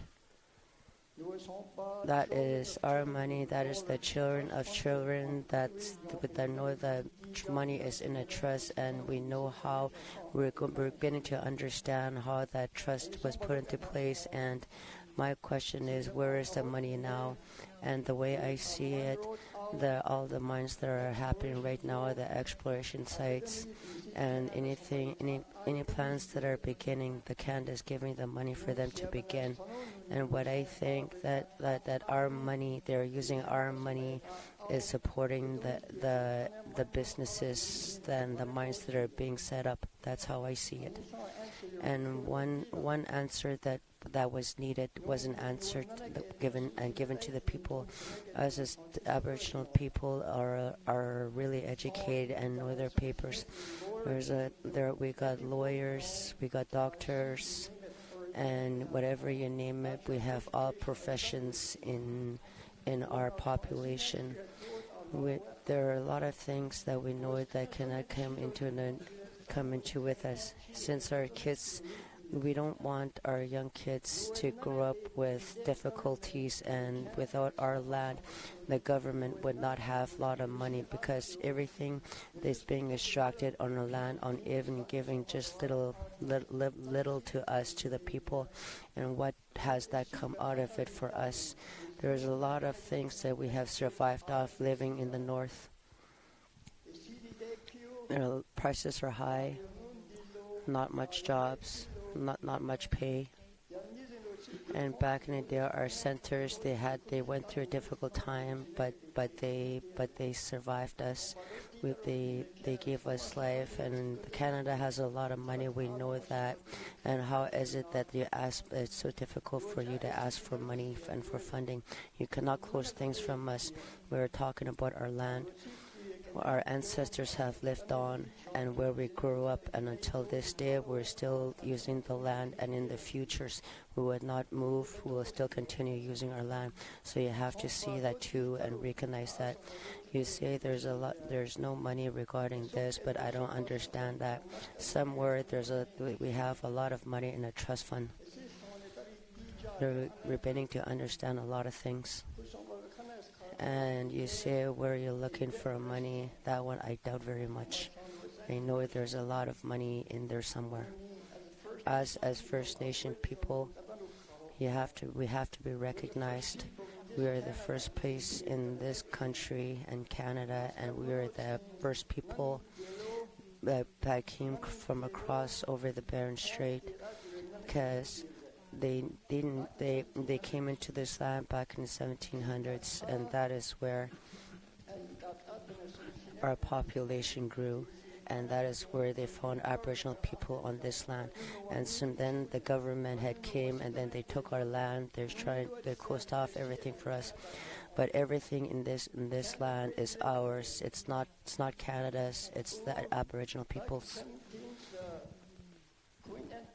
In the Queen Cabinet, where the declaration was made with First Nation, there was 40-60 where the money came into the trust that's still overseas in a crone somewhere. Is that money going to be given to Canada? We don't know that. And how is it that we are broke? And we understand a lot of things too, and what things that's happening on our land. We survived off land. We lived off animals. And we don't want that to come into decline from us. We don't want any borders to our waters. We need to drink fresh waters too. And the polluted water, we don't want to survive off that. We can't. And because of that, our land has been destroyed. We have a lot of mines that happen in Urium City, around Wollaston area. The people that are sitting here know it. And we never benefit out of it. Now they're closed off. There's nothing. Back in 1950, there were mines in the Gunner Mine, the Loretto, Hazel, Goldfields, and what came out of that benefit us? Nothing. All the man is destroyed, and people left, and we got nothing left there. And how is it that you don't recognize us that far? The government, you have to recognize us as Aboriginal people. We have to recognize each other as relatives and live off together for benefit of our future. We ask for money, but there's always nothing. We always told we'll look for it. We'll ask for it. The government has a lot of money. And us as Aboriginal people, the Minister of Affairs, we have to work together and to make the benefit for the future. And before overseas, what our elders had mentioned earlier regarding the overseas, and I believed him. He wants answers, but no answer is given. We're beginning to understand a lot of things. And the declination of the caribou, what is the reason? Why is it declining? That's what we need to know. We've seen the caribou. I've seen it. We live off it. In the Northwest Territories over 15 years ago, I have trapped for over 15 years. That's how I lived. And just last 5 years ago was my last trip up there. And I know how the land is. I know how the features of it. I've seen far of it. None of it part from the Mant Lake and up north. That's where I had set my traps as well. I have trapped for many furs, for otter, fox, and many others. So a lot of us have come into that trapping routes, and that is where our heritage is, up in Northwest Territories and across. And that we have to put out our words into it and become strong. And this is what we're still trying to do. That's what I want to say. Thank you. Thank you.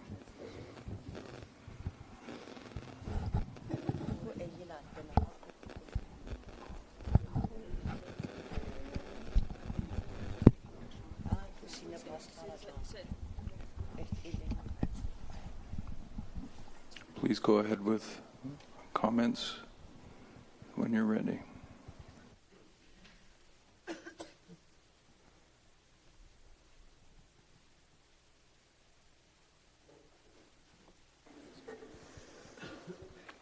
Massey Cho, Chair. Spencer Dewar, Crown Indigenous Relations and Northern Affairs Canada. Thank you. We heard a few questions that we'll try to answer. There was reference to a trust. We're not familiar with the trust that's being discussed, but with additional information, we could try to find more information about it. It's just not something that we're aware of. Now, most of us work directly on Nunavut files, so maybe that's part of it. When it comes to reference to the decline in the caribou, I'm hoping that maybe later today the Government of Nunavut's presentation will maybe shed some light on some of the multiple reasons why caribou are in decline. They're directly responsible for the management of caribou in Nunavut, so we could defer some of those questions to their presentation. In regards to funding, I know what we're saying. We're looking for money, and it appears to be an answer that falls short. It's just, we'll need to, identify. We all realize there's a need, and that is clear, and we agree. But we will need to talk outside of this process to figure out the details and exactly what that need is. And then we'll advance ways to provide funding for further consultation. Massey Cho, Mr. Chair. Thank you. Stephanie had her hand up. Please go ahead. Massey Cho, Stephanie Thrassi from Tiduli Lake. So I guess I just have a follow-up question or request from my earlier question. Was that I'm hearing that you plan on using regulatory systems already in place, which will be honoring the steps that industry already took the steps that were already taken for them to get those permits to do the work that they're doing. So what I'm hearing is that priority will be given to industry over the people that are from there and the people that live there and the people here who are saying that this system may be something that needs to be changed. So I was asking for evidence and where you see this as being a success, where these systems can be in place together successfully. Do you dispute that some of these industry are not the reasons for the decline? And if you don't have that evidence, are you willing to experiment with the caribou to show us what the answer will be, and therefore experimenting with our livelihoods and our communities, our culture? So if you do not have an answer or evidence, I'm requesting that an undertaking for you to provide that answer in writing to us. Thank you. Please go ahead when you're ready.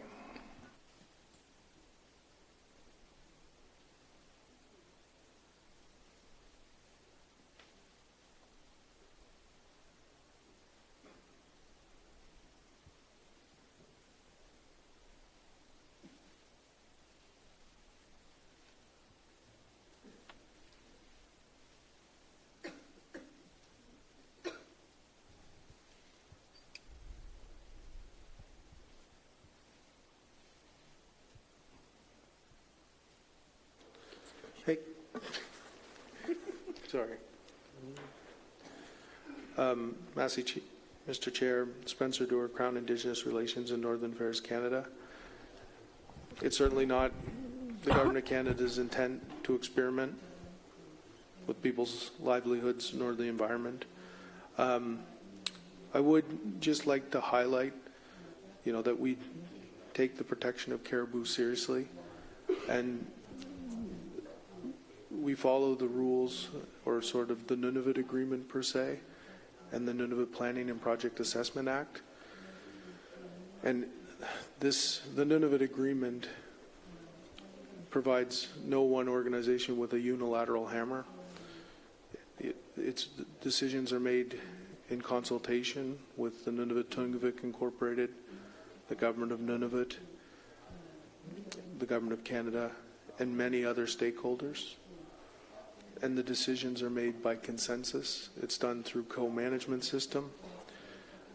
I just wanted to highlight that, so this isn't necessarily Canada saying what needs to be done. These have been built through collaboration with various organizations in accordance with the Nunavut Agreement. And I will provide more in writing. Thank you. Thank you. I believe I saw a hand over here.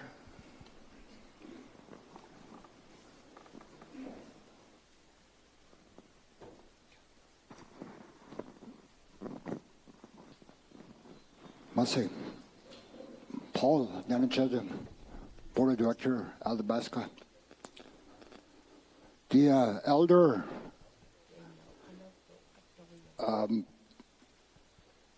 had a question about mining royalties from Rabbit Lake, Cigar Lake, McLean Lake, and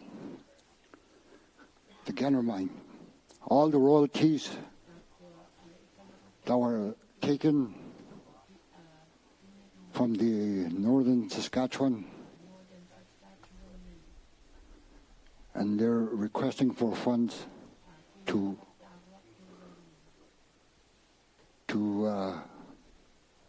protect the caribou at the calving grounds. And he mentioned,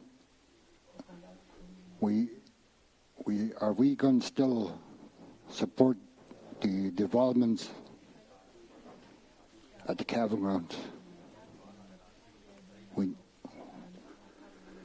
we're not going to support the developments if there's going to be at the campgrounds.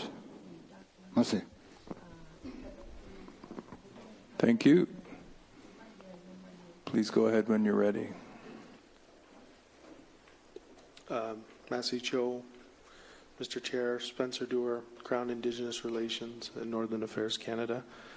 Thank you for the clarification. We're not familiar with the royalties that were collected. I don't know if they were collected by the Government of Canada or maybe the provincial government. We can look into it and provide a written response. And it's noted that there's not support for development within calving grounds. SHO, Mr. Chair. Thank you.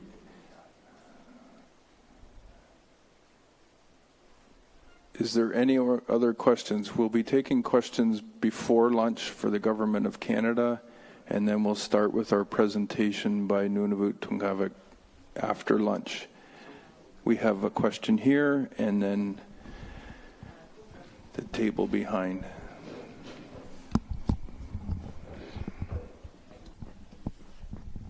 Merci, Mr. Chair. My name is Louis Jose. I'm from Hatchet Lake band. I'm a band counselor also. Kudon,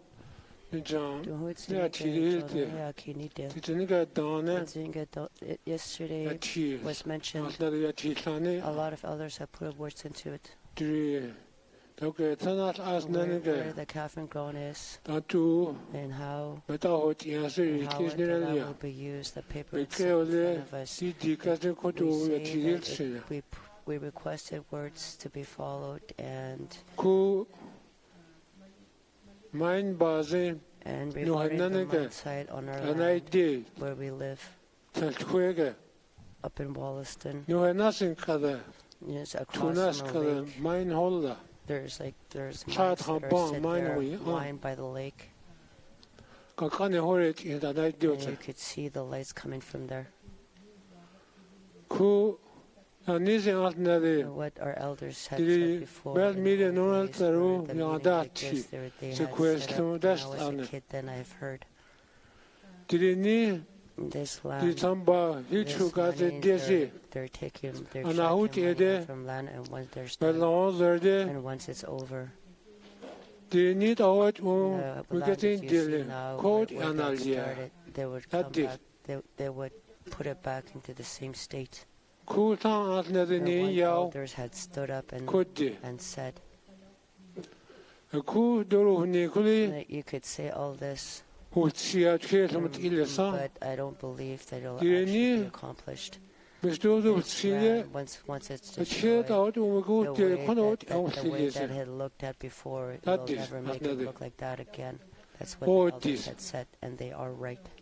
And until this day, and the mines are set now, and if they're closed, the one by the lake, and they did not touch anything, they just left it the way it is. We didn't have road then, and it's during the winter and in the fall. We travel by plane, we go to points north, that to cross the lake, and that's how we see it, and how the people had left that and still in the same state.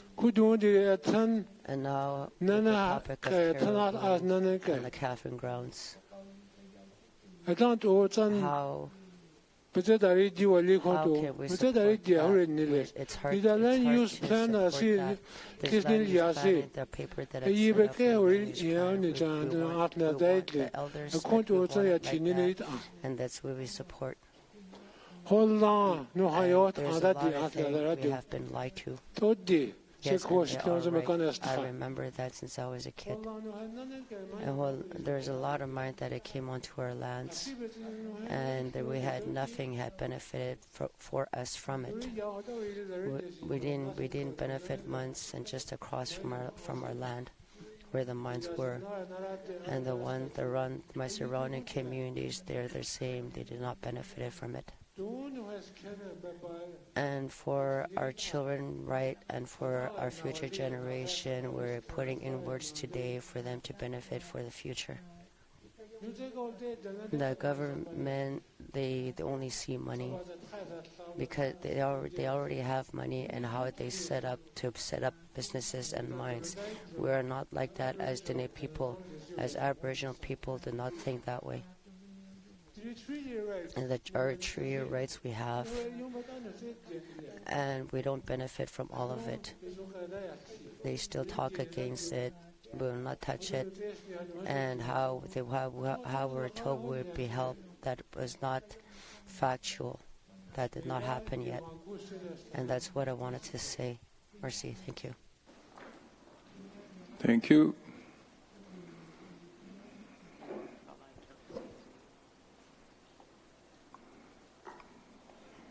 Is there Beth? The young fellow, second row, second seat in, please go ahead.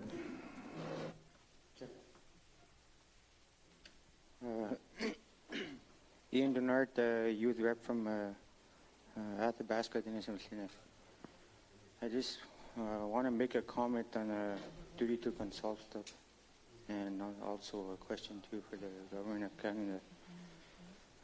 Back home, I deal a lot with the consultation stuff with the land users, the trappers, the hunters, and stuff like that. The way I understand the consultation was to help us voice our concerns and stuff like that. But throughout a couple of years of doing that work, there's a lot of people that makes recommendations on how we can work together and stuff like that. Most of the time, maybe 60% will disagree, and then 40% of the government side will agree, and they'll still go ahead with the projects or whatever. And before the permit comes in, we do the consultation to do what's right for the people. And then we get the response, and we send it back to the Environment of Canada. And they have a timeline of a deadline to send the response back. And when that happens, we send the response back with our recommendations or our concerns and suggestions. We don't get the response back from the environment, and next thing we know, that permit's been approved and it's go ahead. And for some of that permits there, I see that if a land user is impacted, they get a little compensation, and that's about it. But what we don't see is the response back from the Canada, the people that brought their concerns and suggestions. And talking about that consultation with our cabin grounds and stuff like that for the future, is that the same problem that we're going to be facing again too? No. That's just a question I wanted to ask. Thank you. Thank you. Please go ahead when you're ready. Massey Cho, Mr. Chair, Spencer Dewar, Crown Indigenous Relations and Northern Affairs Canada. I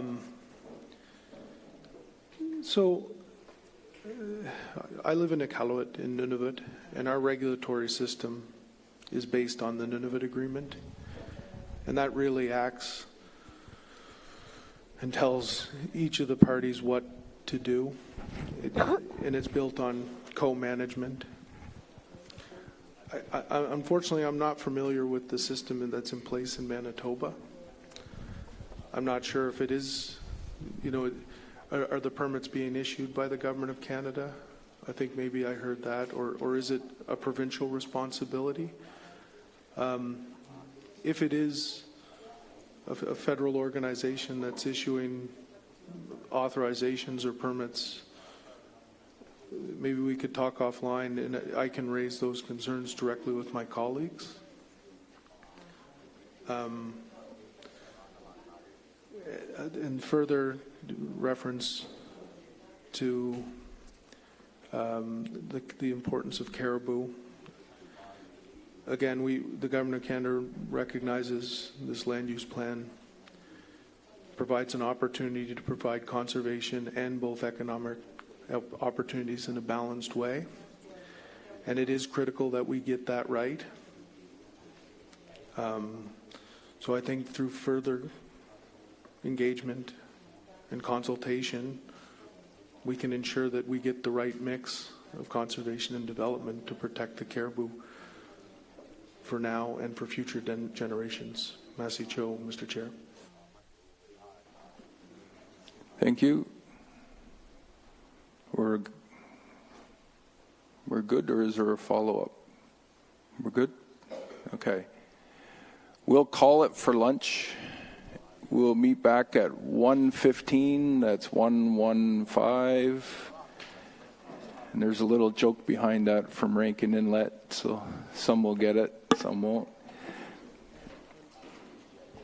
And when we reconvene after lunch, Nunavut Tungavik Incorporated will be at the front presentation table. Thank you.